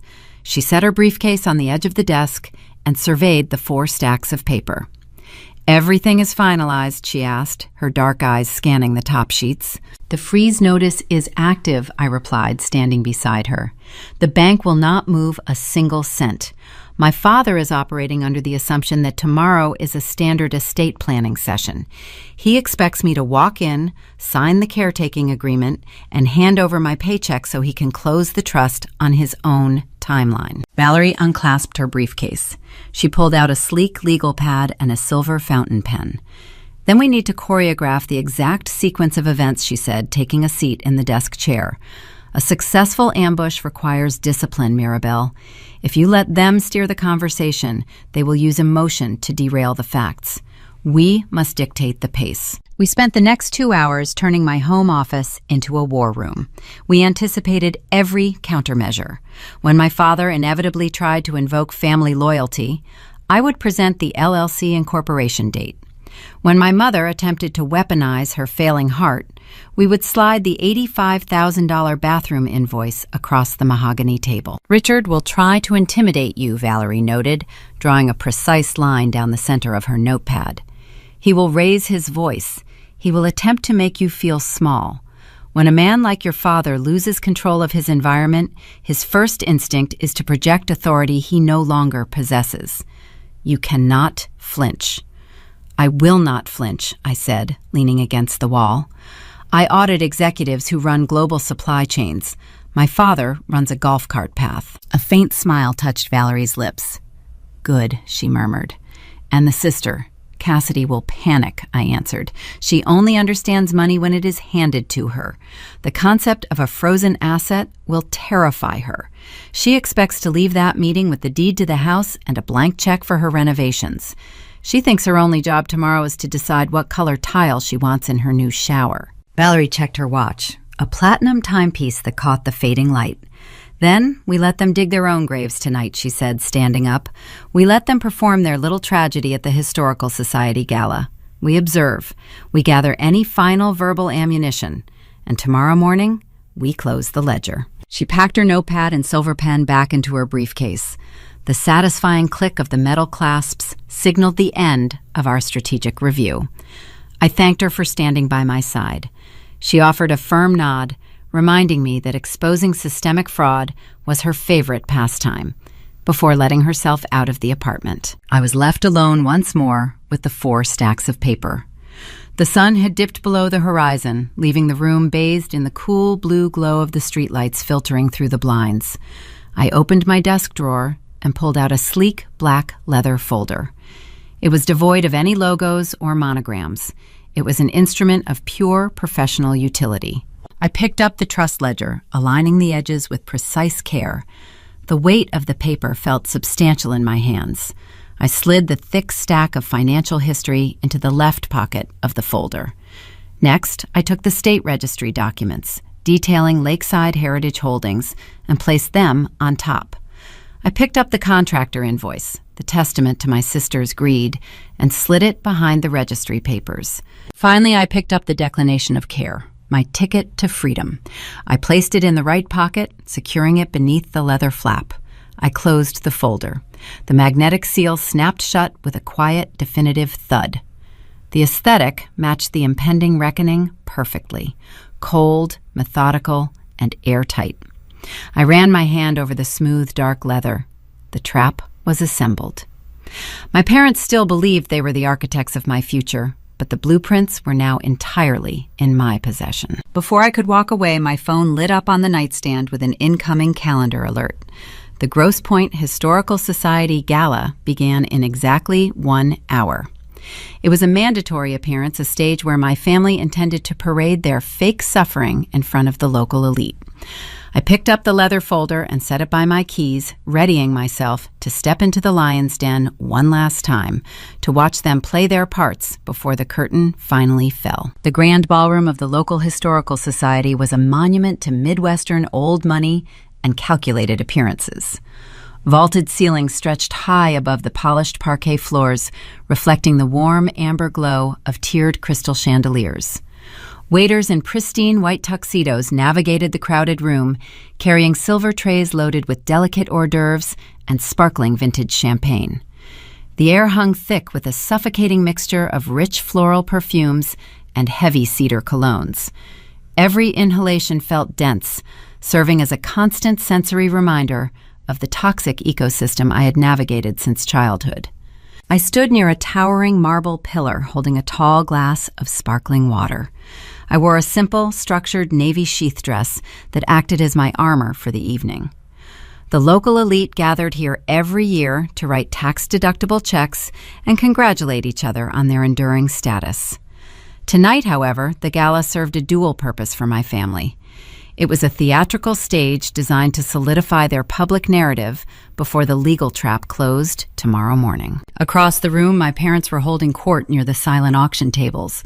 My father leaned heavily on his polished mahogany cane, a prop he wielded with the dramatic flair of a seasoned stage actor. He was speaking to a retired shipping executive, gesturing vaguely to his lower back with a grimace of feigned agony. My mother stood close to his side, wearing a vintage diamond necklace that easily cost more than my annual salary. She placed a manicured hand over her chest, embodying the role of the fragile, failing matriarch. I watched their performance with the detached, clinical gaze of an auditor reviewing a forged receipt. The constant, delicate clinking of crystal flutes echoed around them, creating a high-pitched metallic hum that underscored their lies. "It has been an exhausting season for us," my mother murmured, her voice carried across the space perfectly pitched to ensure maximum audience reach. "Richard and I are facing such steep medical hurdles. We are downsizing our expectations. But Cassidy has been our rock. She is stepping up to preserve the family legacy. We do not know what we would do without her gentle spirit." The shipping executive and his wife offered sympathetic nods, offering polite praises for my younger sister. Neither of my parents mentioned my name. They did not acknowledge the daughter they had drafted into indentured servitude just 2 days prior. They pointedly ignored my presence standing less than 30 feet away, ostracizing me from the family unit in a public setting. It was a classic manipulation tactic designed to isolate the target and force compliance through social starvation. I took a slow sip of my water. The carbonation burned pleasantly against the back of my throat. I felt no sting of rejection. Their exclusion only confirmed the validity of the 4 stacks of paper currently sitting on my home office desk. A sudden chill radiated from the left side of the room. I turned my head to see Cassidy navigating through the crowd of wealthy patrons. She wore a striking emerald green silk gown that swept across the parquet floor. She held a half-empty champagne flute in one hand. Her blonde hair fell in perfect manicured waves over her shoulders. She zeroed in on my location and adjusted her trajectory, heading straight for the extravagant swan ice sculpture positioned near my pillar. The carved ice was slowly weeping onto a silver catch tray beneath it. Cassidy stopped beside the melting sculpture, examining my simple attire with a brief, evaluating sneer. "You look very corporate tonight, Mirabelle," she said, her voice dropping into a sharp, hushed whisper. "Did you come straight from the office?" "I had a busy afternoon," I replied, keeping my tone perfectly level. Cassidy took a sip of her champagne, leaving a faint smudge of pink lipstick on the crystal rim. "Well, you need to shift your focus," she instructed, stepping a few inches closer. The temperature dropping around the ice swan mirrored the sudden, frigid tension between us. "Mom and Dad are exhausted. The bank is being difficult with some administrative glitch holding up the accounts, so we are finalizing everything tomorrow morning at 9. "I am aware of the schedule," I said. "Good," Cassidy countered, her eyes narrowing. "Because the designer called me again today. He needs the deposit for the master suite remodel by noon tomorrow, or we lose our slot for the spring season. Have your checkbook ready at the lawyer's office. And Mirabelle, do not embarrass us tomorrow. Mom says you have been asking a lot of inappropriate questions about their tax returns. Just sign the paperwork and write the check. You owe them this much after everything they have done for you." She delivered the demands with the casual arrogance of a monarch ordering a servant to polish her crown. She assumed my silence throughout the week was a symptom of surrender. She believed the only remaining hurdle was the speed at which my pen would hit the contract. I did not argue with her. I did not point out the delusion of requesting an $85,000 renovation budget while simultaneously claiming the family was bankrupt. I simply looked her directly in the eyes. I held her gaze with a cold, unblinking intensity.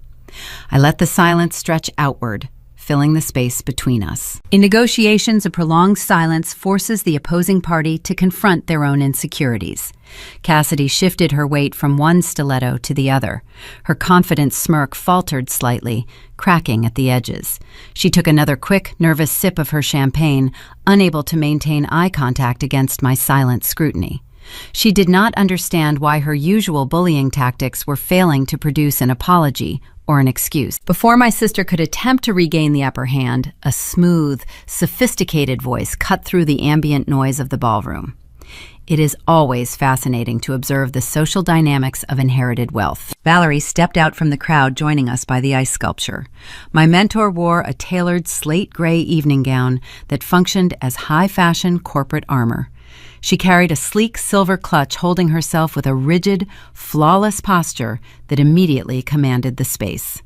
She did not look at Cassidy.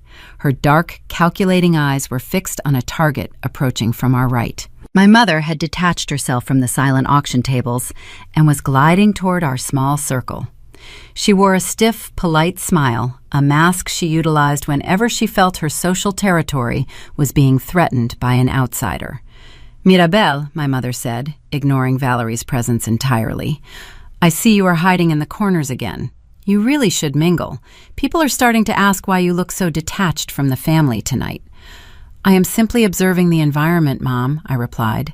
Patricia turned her attention to Valerie, offering a brief, condescending nod. "It is so lovely you could drag my daughter away from her spreadsheets for one evening, Valerie. We always worry Mirabelle works far too hard to avoid real life. She has always struggled to understand the softer, familial obligations." My mother delivered the passive-aggressive insult with the practiced ease of a seasoned socialite.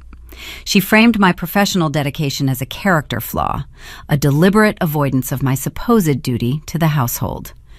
Valerie did not flinch. She returned my mother's gaze with a razor-sharp, polite corporate smile, the kind of smile she utilized right before dismantling a hostile witness on the stand. On the contrary, Patricia, Valerie countered, her voice smooth and lethal. Mirabelle possesses an exceptional talent for engaging with reality.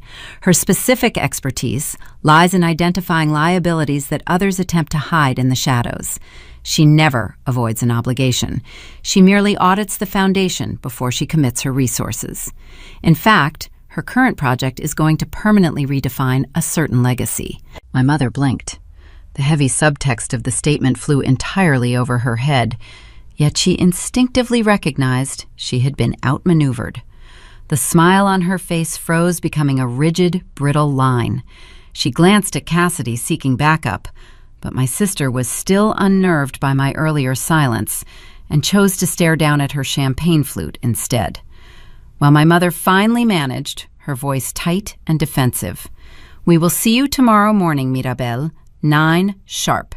Do not keep the lawyers waiting." She turned and marched back toward the center of the ballroom, pulling Cassidy along in her wake. They retreated to the safety of their wealthy peers, desperate to surround themselves with people who bought into their fabricated tragedy. I watched them blend back into the sea of silk gowns and tailored tuxedos. The suffocating scent of the gala suddenly felt weak, lacking the power to choke me anymore. The performance was over. They had played their final hand exactly as predicted. I placed my half-empty water glass on a passing waiter's silver tray. "We have seen enough," I said, turning to Valerie. My mentor offered a singular, decisive nod. She adjusted her silver clutch and turned toward the coat check. "The trap is fully set, Mirabelle. Let them drink their champagne tonight.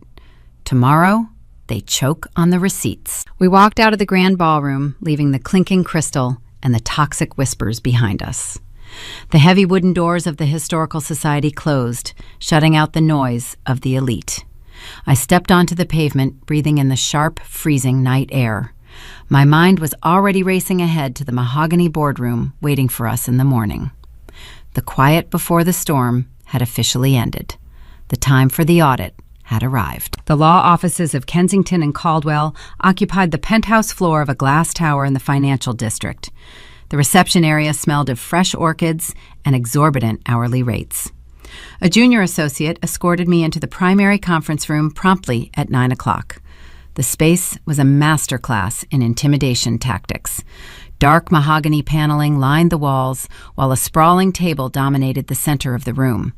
The morning sunlight pierced the floor-to-ceiling windows, casting long, sharp shadows across the polished wood. My father sat at the head of the table. He had claimed the power position out of pure instinct. He wore a crisp navy suit, leaning back in his leather chair with the relaxed posture of a monarch awaiting his daily tribute. To his right, my mother pressed a lace handkerchief against her mouth. She delivered a sequence of soft, delicate coughs engineered to elicit maximum sympathy. To his left, my sister bounced her knee under the table. Cassidy wore a camel hair trench coat over a designer slip dress. She was practically vibrating with nervous energy, her eyes fixed on the stacks of paper resting in the middle of the board. Seated directly across from the empty chair reserved for me was Thomas Caldwell. He was the senior estate attorney, a man with silver hair and a tailored vest who had managed my family's legal affairs for 2 decades. Caldwell possessed the specific type of condescending charm that older wealthy men often used when dealing with women they deemed unimportant. "Good morning, Mirabelle," Mr. Caldwell said, offering a patronizing smile. He gestured to the leather chair opposite him. "Please have a seat. We have a brisk agenda today, and I know your parents are eager to return home so your mother can rest." I pulled out the chair and sat down. I placed my purse on the floor, but kept my hands resting empty on my lap. I did not return his smile. Caldwell reached for the thick stack of documents positioned in the center of the mahogany table. He divided the pages into 2 neat piles. His gold cufflinks flashed in the morning light as he slid the first pile toward my side of the table. He placed a heavy silver pen on top of the contract, tapping the cap with his index finger. "This is the Family Care and Financial Routing Agreement," Caldwell explained, his tone dropping into a soothing, instructional cadence, as if he were explaining a simple concept to a slow child. "Your father instructed me to keep the language straightforward. You are agreeing to assume primary residency at the Grosse Pointe property. You will manage the daily medical scheduling, the household upkeep, and the utility accounts. Section 3 stipulates that your corporate salary will be deposited directly into a joint ledger controlled by Richard." He paused, waiting for me to nod. I offered no physical reaction. I simply stared at the silver pen resting on the thick bond paper. Caldwell cleared his throat, mildly unsettled by the unbroken silence. "Moving on," he said, sliding the second pile of documents toward my sister. "This is the irrevocable deed transfer. Upon the execution of the care agreement, the title of the primary residence will be legally severed from the estate and placed into a separate holding entity. Cassidy will assume full ownership of the property upon your parents' passing." Cassidy snatched the pen resting near her pile. She did not even bother reading the first page. She flipped directly to the signature line at the back of the packet. She signed her name with a flourish, the scratching of the ink echoing loudly in the quiet room. "There," she said, sliding the packet back toward Caldwell. "All done. Now, Mirabelle, sign your section so we can finalize the contractor deposit. The design team is holding my slot, but they need the routing number today." I kept my hands folded in my lap. The silver pen sitting on my contract remained untouched. "Mirabelle," my father prompted, his voice carrying a sharp edge of authoritarian impatience. "We went over this at the club. Mr. Caldwell has another client at 10. Pick up the pen and sign the document. We need to move forward." My mother let out another theatrical cough, pressing the lace handkerchief to her chest.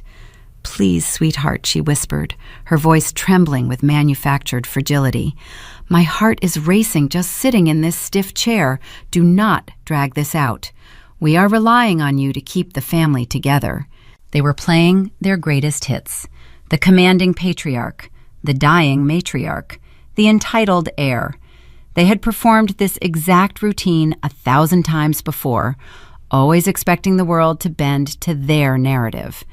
They expected me to crumble under the combined weight of their expectations. Caldwell leaned across the table, steepling his fingers together. "Mirabelle, I understand these legal transitions can feel overwhelming for a layperson," he said, offering that patronizing smile once again. "But I assure you this is a very standard, equitable distribution of responsibility. Your parents are merely securing the legacy. Just sign on the yellow sticky flags." I looked at the attorney. "You drafted this contract, Mr. Caldwell?" I asked, my voice flat and devoid of emotion. "I did," he replied, puffing his chest out slightly. "Did you review their current financial disclosures before drafting a document that demands the forfeiture of my income?" I inquired. Caldwell frowned. His condescending smile vanished, replaced by a rigid, defensive posture. "That is privileged information," he stated stiffly, "but I assure you I am acting on the precise instructions of my clients regarding their current economic hardships." He did not look at the ledgers, I realized. My father had lied to his own lawyer. Richard had painted the same picture of impending bankruptcy to Caldwell, using the attorney as a blind instrument to execute the theft. "Sign the paper, Mirabel," my father commanded, slamming his open palm against the mahogany wood. The sudden sharp noise caused my mother to jump in her seat. "This is not a negotiation. You are wasting our time." I finally moved. I did not reach for the silver pen. I reached down to the floor and picked up my purse. Cassidy's eyes widened in sudden panic. "What are you doing?" she snapped. "You cannot leave. You have to pay for the master's suite." "I am not leaving, Cassidy," I replied, keeping my gaze locked on my father. "I am simply waiting for my legal counsel to arrive." My father let out a harsh, dismissive laugh. "Legal counsel.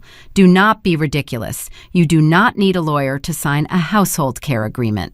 The heavy oak door of the boardroom clicked open. The sound was distinct and final, severing my father's laughter mid-breath. Valerie stepped over the threshold. The entire atmospheric pressure of the room shifted in an instant. Valerie wore a sharp, tailored charcoal suit that projected an aura of unyielding corporate dominance. She carried a sleek leather briefcase and walked with the measured, predatory grace of a veteran litigator entering a familiar battlefield. She did not look at my parents. She did not look at my sister. She locked eyes directly with Thomas Caldwell. Valerie bypassed the empty chairs near the door and walked straight to my side of the table. She pulled out the heavy leather chair next to mine and took a seat. She placed her briefcase on the polished mahogany. The quiet, metallic click of the latches opening sounded like a weapon being armed. "Good morning, Mr. Caldwell," Valerie said, her voice ringing with cold, authoritative precision. "My name is Valerie. I am a senior partner in the Compliance and Litigation Division of Mirabel's wealth management firm. I am acting as her official legal representative for the duration of these proceedings." Caldwell sat frozen in his chair. He recognized her firm. He recognized the caliber of the attorney sitting across from him. The patronizing charm he had weaponized just moments ago evaporated entirely. He suddenly realized he was no longer the smartest person in the room. "We were not informed that outside counsel would be joining us," Caldwell stammered, adjusting his silk tie. "This was intended to be an internal family matter." "It ceased to be an internal family matter the moment you presented my client with a predatory contract," Valerie countered, leaning forward. "A contract designed to extort her corporate income under false pretenses." My father bristled, his face flushing a deep, angry crimson. "How dare you walk into this office and hurl accusations?" he demanded, rising slightly from his chair. "This is a private estate planning session. We are dealing with severe medical debts." Valerie did not flinch. She did not even look at him. She kept her piercing gaze fixed on the attorney. "We are not here to discuss your client's fabricated medical debts, Mr. Caldwell," she stated smoothly. "We are here to discuss a distinct fiduciary conflict of interest regarding an offshore mezzanine account established by the late grandfather, an account containing a highly liquid balance of over $4 million. The temperature in the boardroom plummeted to a freezing, icy silence. The quiet that followed was heavy, suffocating, and profound. The air was sucked out of the room. My mother stopped her theatrical coughing. The lace handkerchief slipped from her trembling fingers and fluttered onto the floor. Cassidy stopped bouncing her knee, staring at Valerie with an expression of blank, uncomprehending horror. My father sank back into his leather chair. The commanding posture he had maintained for 30 years shattered in a single second. The blood drained from his face, leaving his skin a pale, sickly gray. His jaw hung slack. He looked like a man who had just stepped off a cliff in the dark and finally realized there was no ground beneath his feet. He knew the secret was out. He knew the hidden empire was exposed. I looked at the silver pen resting on the predatory contract. I pushed the document away from me, sliding it back toward the center of the table. I reached into my bag and pulled out the sleek black leather folder I had prepared the night before. I placed it gently onto the mahogany surface, resting my hand on the dark magnetic clasp, ready to deliver the final reckoning. I unsnapped the magnetic closure of the black leather folder. The sharp click echoed against the mahogany walls. I extracted the first stack of printed records. It was the offshore trust ledger. I placed it directly in front of Thomas Caldwell. The attorney adjusted his silver-framed glasses. He looked down at the top page.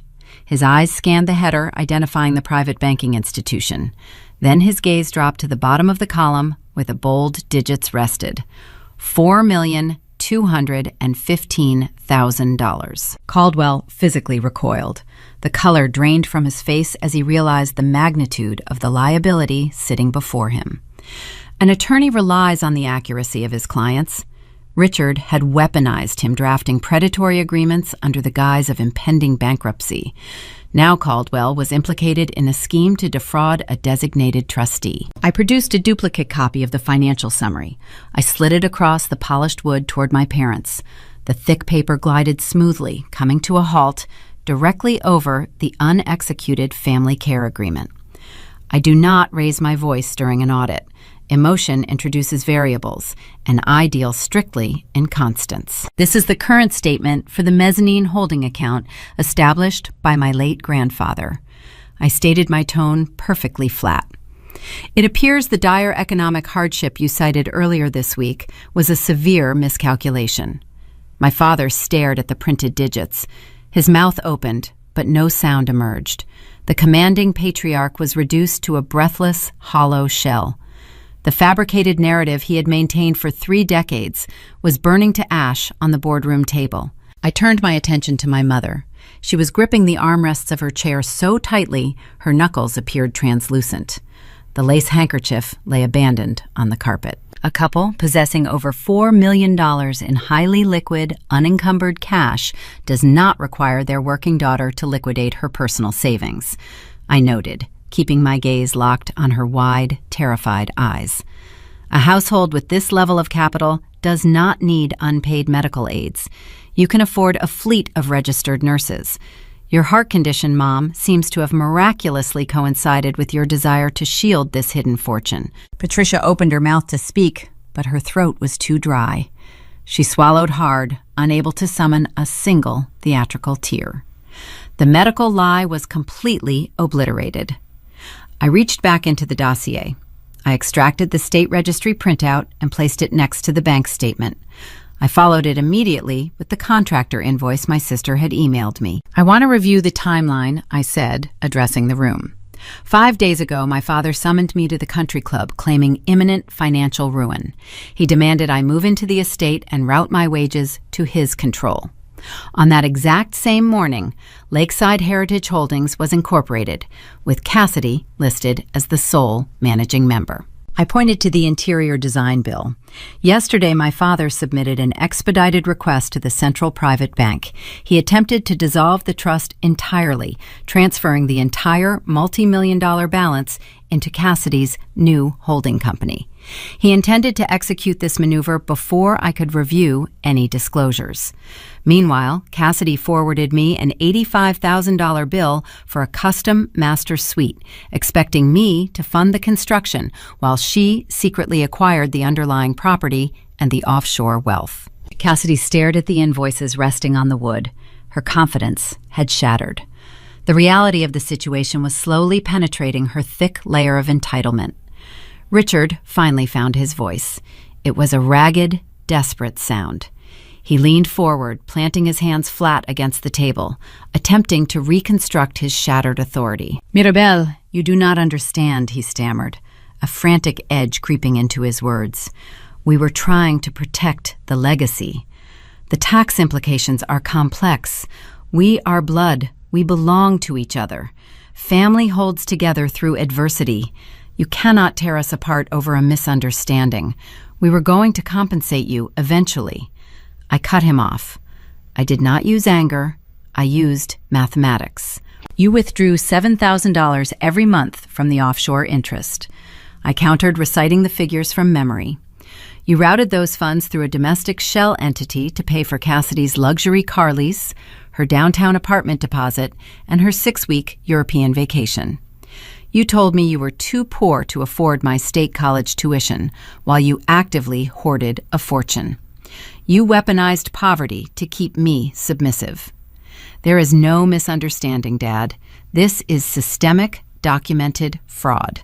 Valerie sat perfectly still beside me. Her presence was a silent, impenetrable fortress. She watched the opposing counsel sweat. Caldwell was furiously reviewing the trust guidelines, attempting to calculate his own exposure. Cassidy suddenly grabbed the registry printout. Her hands were shaking violently. "But the money," she whispered, her voice climbing into a high, panicked pitch. "The bank is transferring the funds to my company today. Dad said it was a done deal. The contractor needs the deposit." I shifted my focus to my younger sister. That is the pebble dropping into the pond. The ripple effect of her delusion was about to drown her. "The bank is not transferring anything, Cassidy," I informed her, my tone carrying the clinical precision of a surgeon making an incision. "The account is currently under a federal compliance hold. I filed a formal fiduciary injunction yesterday afternoon, citing my legal status as a secondary trustee. The $4 million is frozen. It cannot be moved, liquidated, or accessed by anyone." Cassidy's jaw dropped. The designer slip dress suddenly looked completely absurd in the harsh morning light. "What do you mean, frozen?" she demanded, turning to our father. "Dad, you said the money was secure. You said I could start the demolition next week." Her gaze darted to the deed transfer resting in front of her, the document she had so eagerly signed just 15 minutes ago. The realization hit her with devastating force. She owned the estate. She possessed the title to a historic $2.5 million property boasting slate roofs and imported leaded glass. But without the hidden trust fund, she had absolutely zero liquidity to maintain it. The annual property taxes alone were staggering. The utility costs for heating the massive structure during a Michigan winter were astronomical. Cassidy did not have a job. She did not possess a savings account. She had just eagerly accepted a massive financial liability, believing the secret cash reserve would pay for her lifestyle indefinitely. Now the cash was locked behind a federal barricade, and she was trapped holding the deed to a money pit she could never afford. "I cannot pay the taxes," she gasped, dropping the paper as if it had caught fire. "I do not have $85,000 for the contractor. You told me the house would come with the holding company cash." Richard squeezed his eyes shut, rubbing his temples in a futile attempt to ward off the impending catastrophe. Patricia buried her face in her hands, finally producing genuine tears of absolute terror. Their golden child was turning against them, realizing they had handed her a poisoned chalice. The room descended into a chaotic symphony of panic. My sister was hyperventilating. My parents were muttering frantic excuses. Caldwell was packing his briefcase, preparing to abandon a sinking ship before the regulatory authorities arrived. I ignored the noise. I reached into the right pocket of my black folder. I retrieved the final instrument I had drafted the night before. I smoothed the crisp sheet of bond paper onto the table. I picked up the heavy silver pen Caldwell had originally offered me. I did not hesitate. I applied the nib to the signature line, pressing down with firm, steady strokes. The ink flowed flawlessly. I slid the executed form across the mahogany surface until it rested directly in front of my father. "This is a formal declination of care," I announced, cutting through the cacophony of their panic. "It legally absolves me of any physical, financial, or administrative responsibility for your well-being. I am refusing the terms of your household agreement. I will not route my salary to your accounts. I will not manage your medical scheduling. I will not step foot inside that property ever again." My father stared at my signature. The bold black ink represented the death of his control. He had tried to treat me like a disposable asset. He had assumed my competence was a resource he could exploit forever. I stood up, pushing the heavy leather chair back. Valerie rose beside me, snapping her briefcase shut. The metallic click signaled the end of the audit. We had exposed the rot, examined the ledgers, and delivered the final judgment. But the legal reckoning was far from over, and the consequences of their deception were about to trigger a chain reaction that would permanently sever my ties to their fabricated empire. The chaos in the boardroom peaked into a crescendo of overlapping panic. My father stared at my signature on the declination form as if the black ink were highly toxic. My mother wept into her palms, forgetting all about her delicate heart condition in the face of genuine ruin. Cassidy hyperventilated over the crushing realization that her promised wealth was trapped behind a federal barricade. The noise swelled, bouncing off the dark wood paneling, but Valerie raised a single hand. The gesture was slight, yet it commanded immediate, unquestionable silence. Valerie did not raise her voice.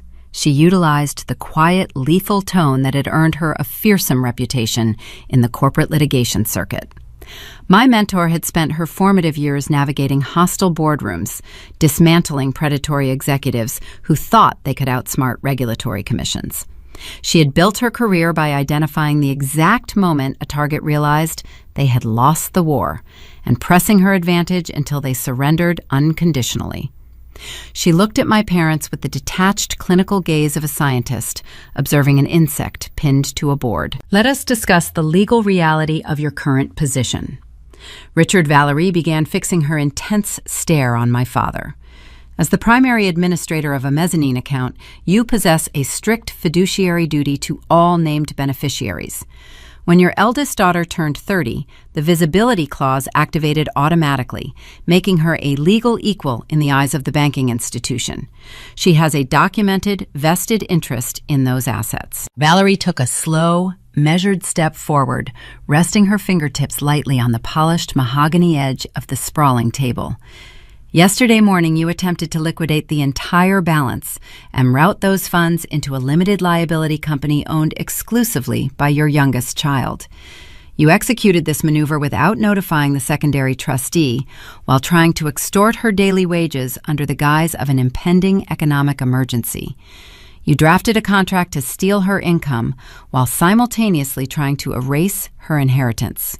Thomas Caldwell shifted uncomfortably in his plush leather chair. The senior attorney pulled a white linen handkerchief from his vest pocket and dabbed his glistening forehead. He knew exactly where Valerie was steering the conversation. His firm had drafted the transfer paperwork. If Richard went down, Caldwell was standing right in the blast radius. In the eyes of the Federal Banking Authority, Valerie continued, her tone dropping to a glacial chill that is not a simple administrative misunderstanding. That is textbook wire fraud. It is a premeditated breach of fiduciary duty. If my client chooses to escalate her current injunction into a formal lawsuit, this boardroom will be the least of your concerns. We will involve the State Ethics Board and the Federal Financial Crimes Division. My father gripped the armrests of his chair. The healthy flush had not returned to his face. "What are you saying?" he choked out, his voice sounding thin and brittle. "I am saying that a public lawsuit will require extensive discovery," Valerie explained, pacing slowly behind my chair. "Every ledger, every hidden transfer, every country club receipt will be submitted into the public record. The affluent residents of Grosse Pointe love a scandal, Richard. Imagine the whispers in the yacht club dining room when your peers discover you tried to steal your own daughter's wages because you were too greedy to spend your hidden millions. Imagine the humiliation when they learn you faked a medical decline to justify the theft. You will be social pariahs before the first subpoena is even issued." The threat of social annihilation struck a chord far deeper than the threat of federal prison. For my parents, their status in the Lakeside community was their oxygen. The thought of losing their prestigious memberships, being shunned at charity galas, and becoming a cautionary tale of greed terrified them beyond measure.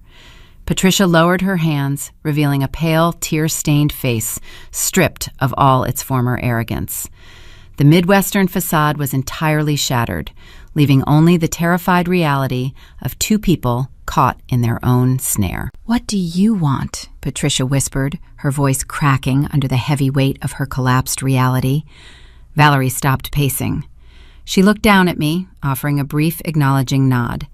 It was my turn to dictate the terms of their surrender. "I want my legal share," I stated, keeping my posture relaxed and my gaze unwavering. The trust currently holds $4,200,000. We are severing the account today. 50% of that balance will be wired directly to my secure corporate portfolio. The transfer will be unencumbered and free of any future stipulations.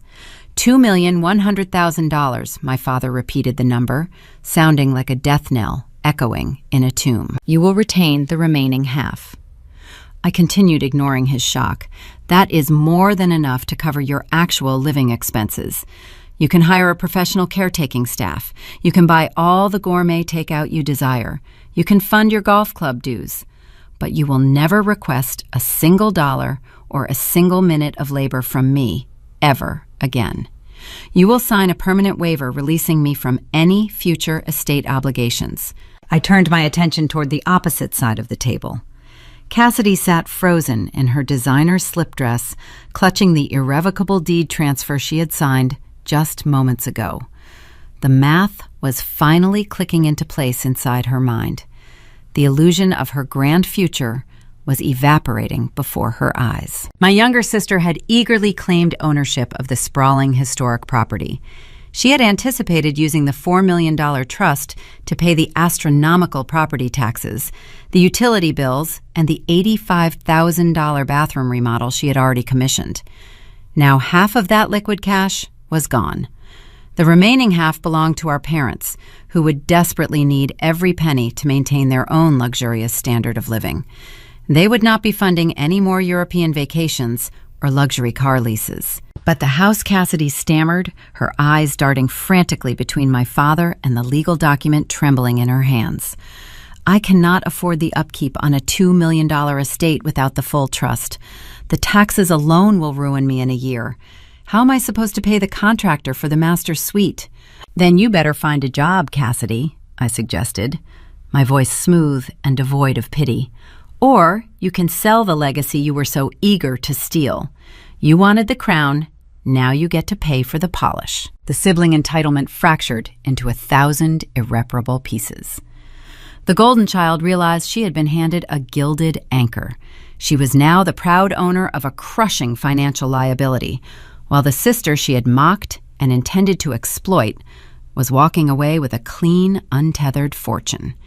Cassidy buried her face in her hands, letting out a loud, ragged sob that echoed harshly off the mahogany panels. She had won the battle for their affection, but lost the war for her survival. Valerie leaned over the table, fixing her dark, predatory eyes on the sweating estate attorney. Thomas Caldwell was actively attempting to blend into the upholstery. He wanted no part of the impending fallout. His reputation was hanging by a thread, and he knew Valerie held the scissors. "Mr. Caldwell," Valerie said, her voice cracking like a whip across the silent room. "You are going to draft a severance agreement right now. You will outline the immediate release of $2,100,000 to my client.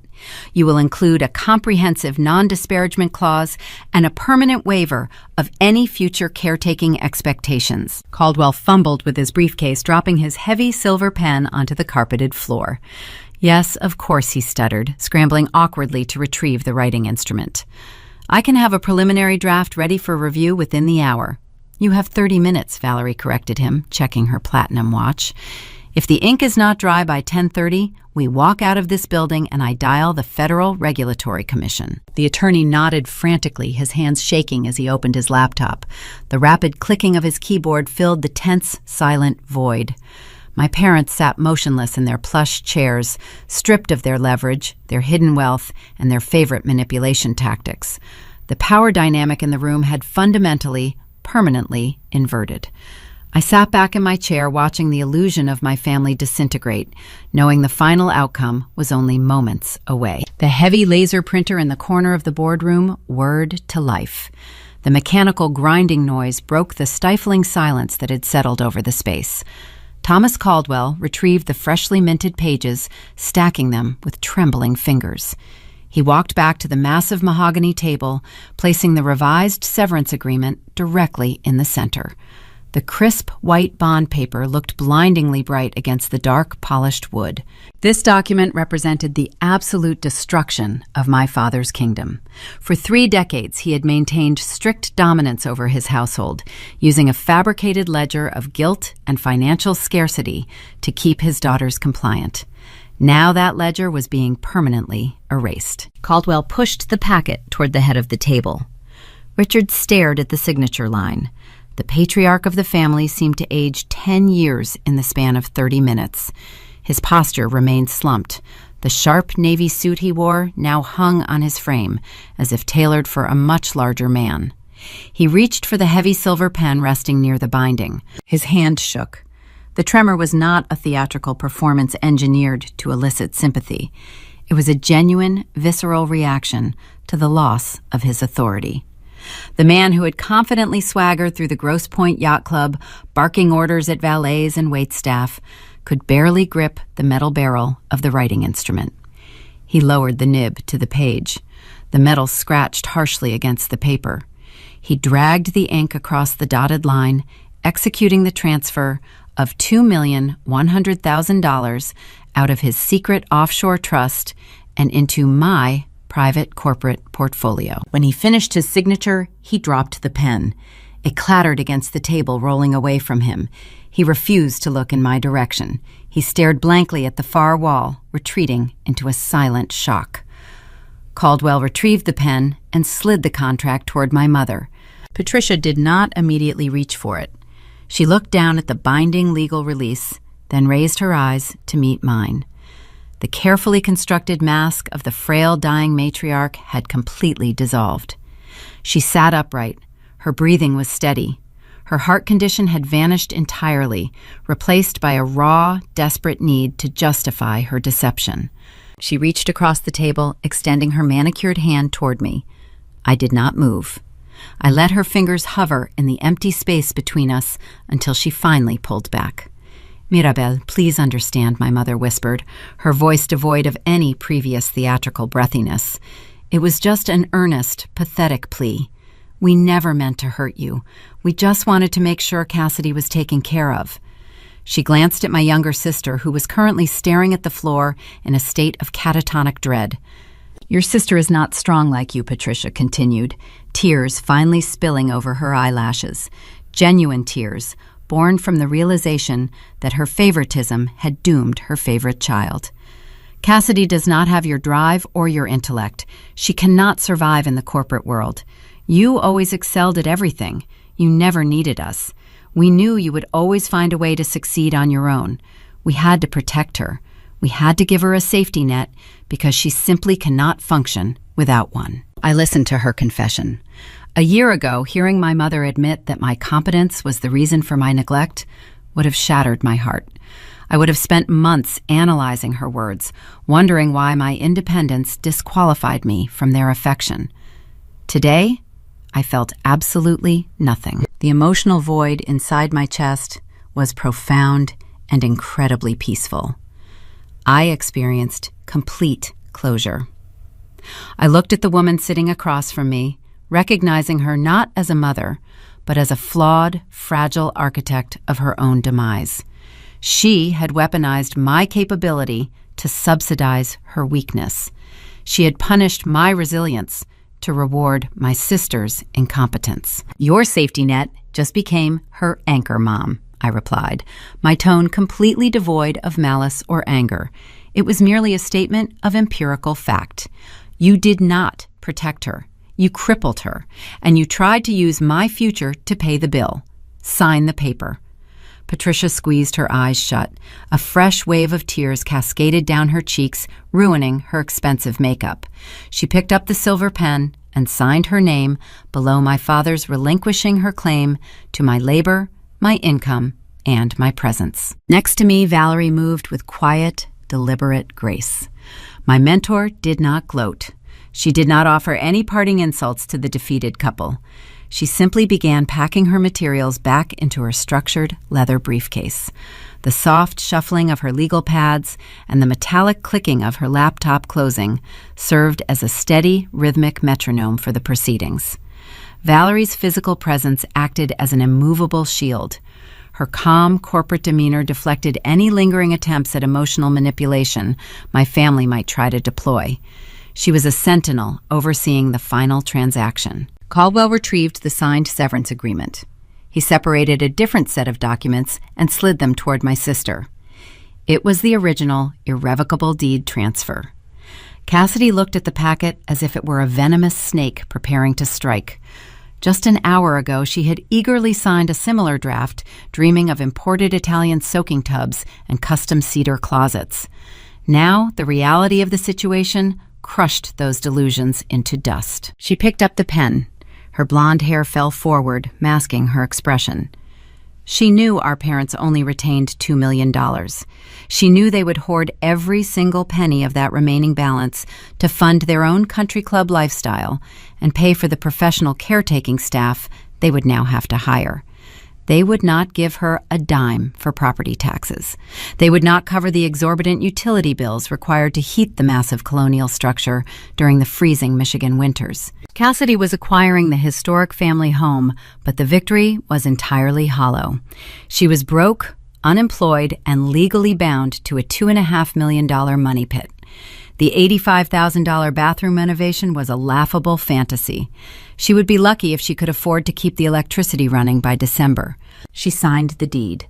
A single tear dropped from her chin, splashing against the crisp white paper, blurring the ink of her signature. She pushed the document away, burying her face in her hands. The golden child had received her crown, and the weight of it was snapping her neck. Caldwell pulled the paperwork back. He reviewed the signatures, ensuring every line was properly executed. He then handed the finalized severance agreement across the table to me. It was my turn. I looked down at the document. This single sheet of paper represented the end of my indentured servitude. It severed my connection to the offshore trust, removing my fiduciary liability. It legally insulated me from any future claims regarding their medical care or financial maintenance. It guaranteed the immediate transfer of my severed inheritance. I picked up my own pen from my purse. I did not use the heavy silver instrument Caldwell provided. I used the standard black ballpoint pen I utilized every single day at my firm. I applied the nib to the paper. My hand did not shake. My breathing remained steady. I executed my signature with the exact clinical precision of a senior auditor closing out a finalized ledger. I crossed the letters and dotted the ink, finishing the transaction without a single ounce of hesitation. I capped my pen and dropped it back into my bag.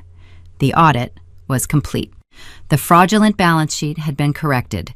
The hidden assets were redistributed according to the law.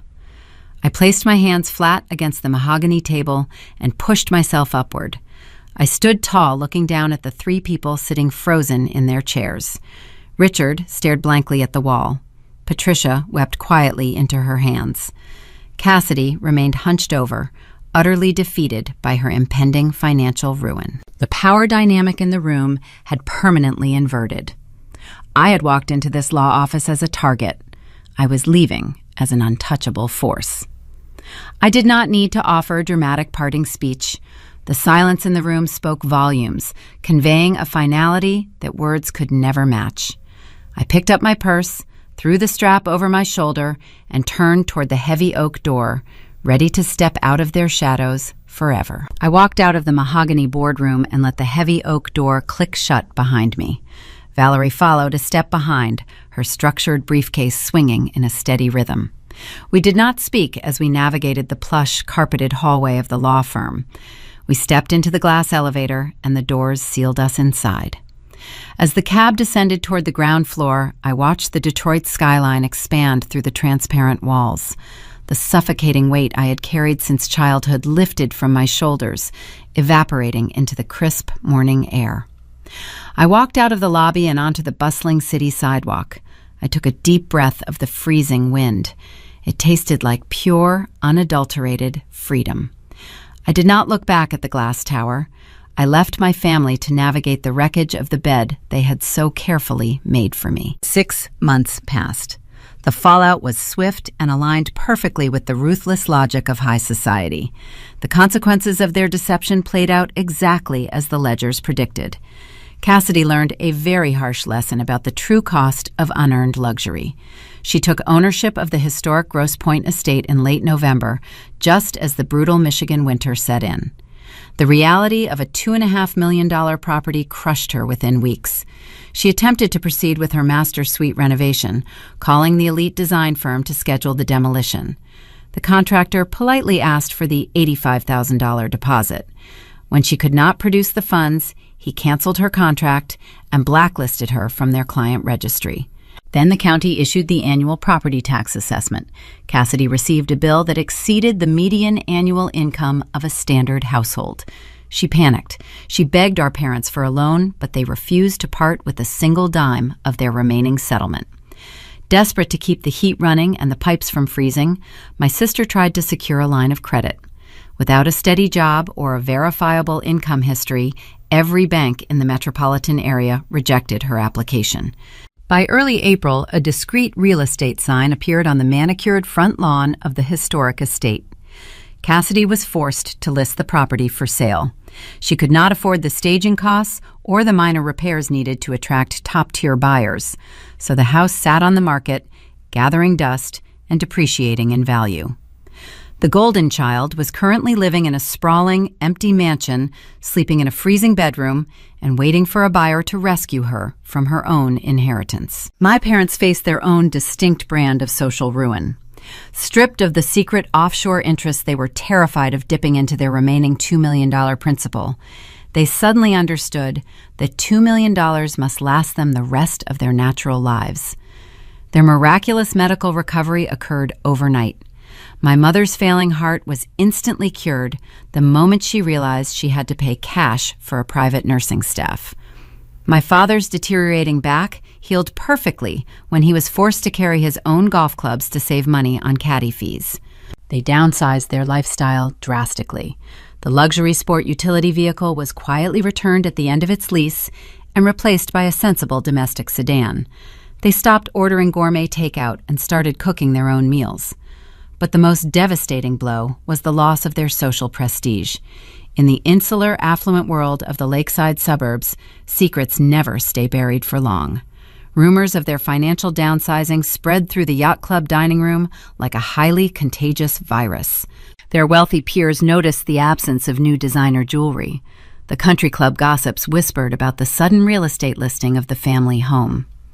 My parents were no longer the revered patriarch and matriarch of a prominent legacy. They became a cautionary tale. They were the couple who mismanaged their wealth and drove their capable daughter away. When they walked into a charity gala, the other attendees offered them polite, tight smiles before quickly excusing themselves. My parents were effectively exiled in their own hometown, trapped in a cage of their own making. While my family suffocated under the weight of their choices, my life expanded in brilliant new directions. I received the wire transfer for my severed share of the trust exactly 3 days after the meeting. $2,100,000 landed securely in my private portfolio. I did not purchase luxury cars or book European vacations. I applied my professional expertise and invested the capital into a diverse array of high-yield municipal bonds and stable index funds. I secured my future with cold, calculated precision. I used a small fraction of the interest to purchase a beautiful modern condominium on the top floor of a high-rise in downtown Detroit. The space featured tall windows overlooking the river, a stark contrast to the dark, suffocating rooms of the Grosse Pointe estate. My new home smelled of fresh paint and blooming lilies. It was a sanctuary of peace and quiet autonomy. My career flourished in the aftermath of the confrontation. Managing the dissolution of the offshore trust demonstrated my ability to handle complex, high-stakes negotiations. The executive board at my wealth management firm noticed my unwavering composure. 2 months ago, they promoted me to a senior director position, complete with a corner office and a dedicated team of junior analysts. I spent my days unraveling corporate fraud and protecting vulnerable assets, thriving in an environment built on logic and verified facts. On a rainy Tuesday afternoon, I met Valerie at a quiet, upscale cafe near our office building. The smell of freshly roasted espresso beans and warm pastries filled the cozy space. Raindrops traced jagged paths down the large glass windows, blurring the gray city streets outside. Valerie sat across from me wearing a sharp maroon blazer and sipping a dark roast coffee. We reviewed a pending compliance file for a few minutes before the conversation naturally shifted to the events of the past winter. Valerie pulled up a digital listing on her tablet and slid it across the wooden table. It was the real estate profile for the Grosse Pointe Mansion. The asking price had just been reduced for the third time in a month. "Your sister is getting desperate." Valerie noted, her dark eyes reflecting a mild clinical amusement. "The property taxes are bleeding her dry, and your father refuses to throw her a life preserver." They turned on each other the moment the free money stopped flowing. I looked at the photographs of the grand colonial structure. I recognized the marble kitchen counters and the antique velvet sofa in the parlor. Those items used to represent a heavy, inescapable burden. Now they were just pixels on a screen, belonging to a stranger. "They built an entire ecosystem on deception," I said, handing the tablet back to my mentor. "They thought they controlled the game because they owned the board." Valerie took a slow sip of her coffee. The corners of her mouth lifted into a genuine, rare smile. "People who rig the game always assume the players will just accept the unfair rules," she said. "They never expect a player to stop rolling the dice and demand to audit the house." I smiled back, feeling a profound sense of satisfaction settle deep within my chest. I picked up my ceramic mug and let the warmth seep into my palms. My parents had spent 30 years trying to mold me into a compliant, obedient servant. They tried to break my spirit using engineered poverty and conditional love. They demanded my labor and attempted to steal my future to protect their own fragile egos. But they made a fatal miscalculation. They forced me to become independent. They forced me to scrutinize every transaction and question every motive. In their relentless effort to keep me subservient, they inadvertently taught me how to read the hidden ledgers of human behavior. They gave me the exact tools I needed to survive their toxicity.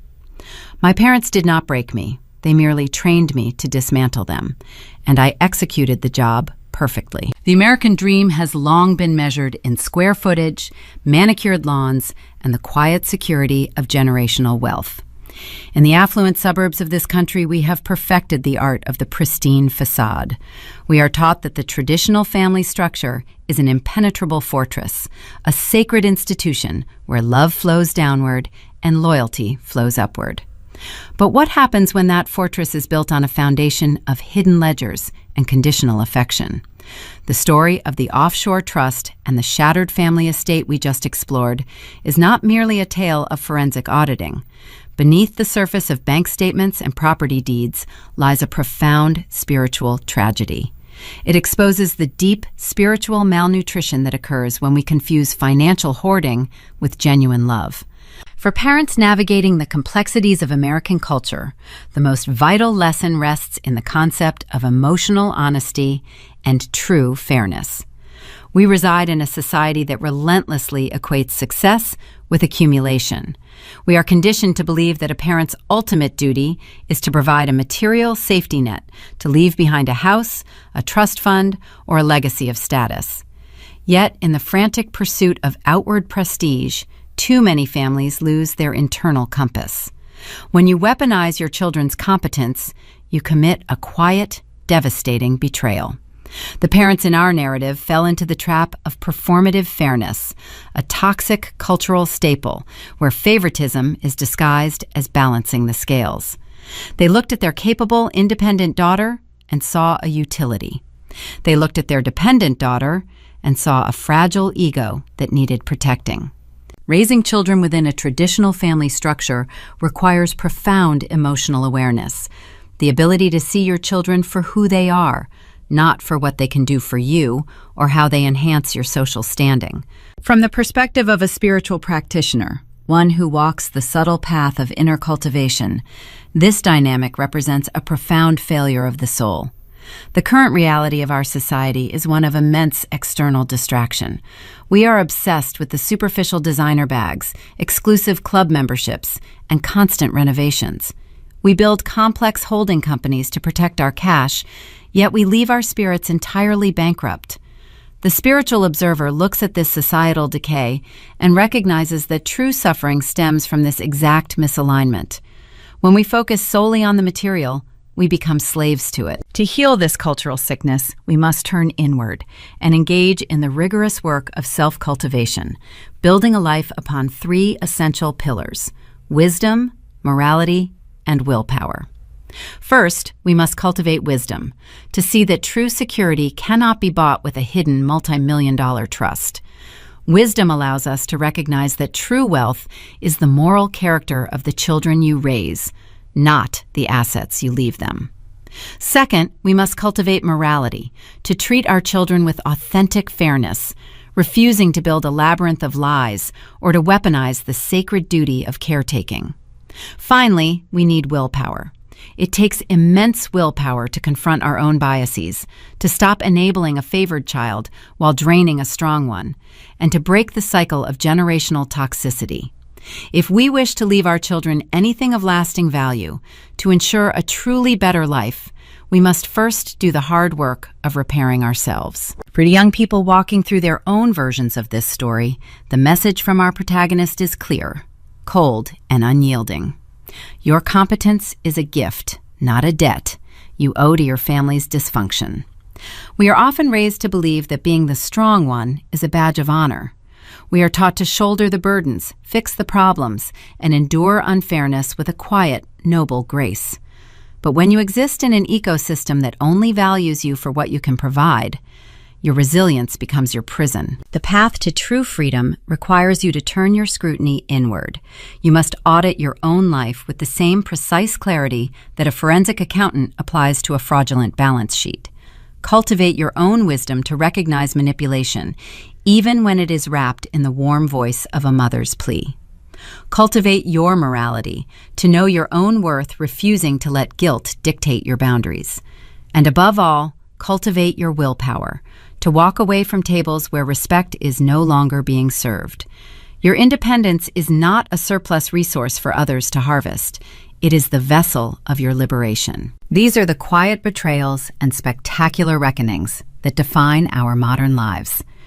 If this journey of reclaiming one's worth resonates with you, we invite you to continue exploring these complex family dynamics with us.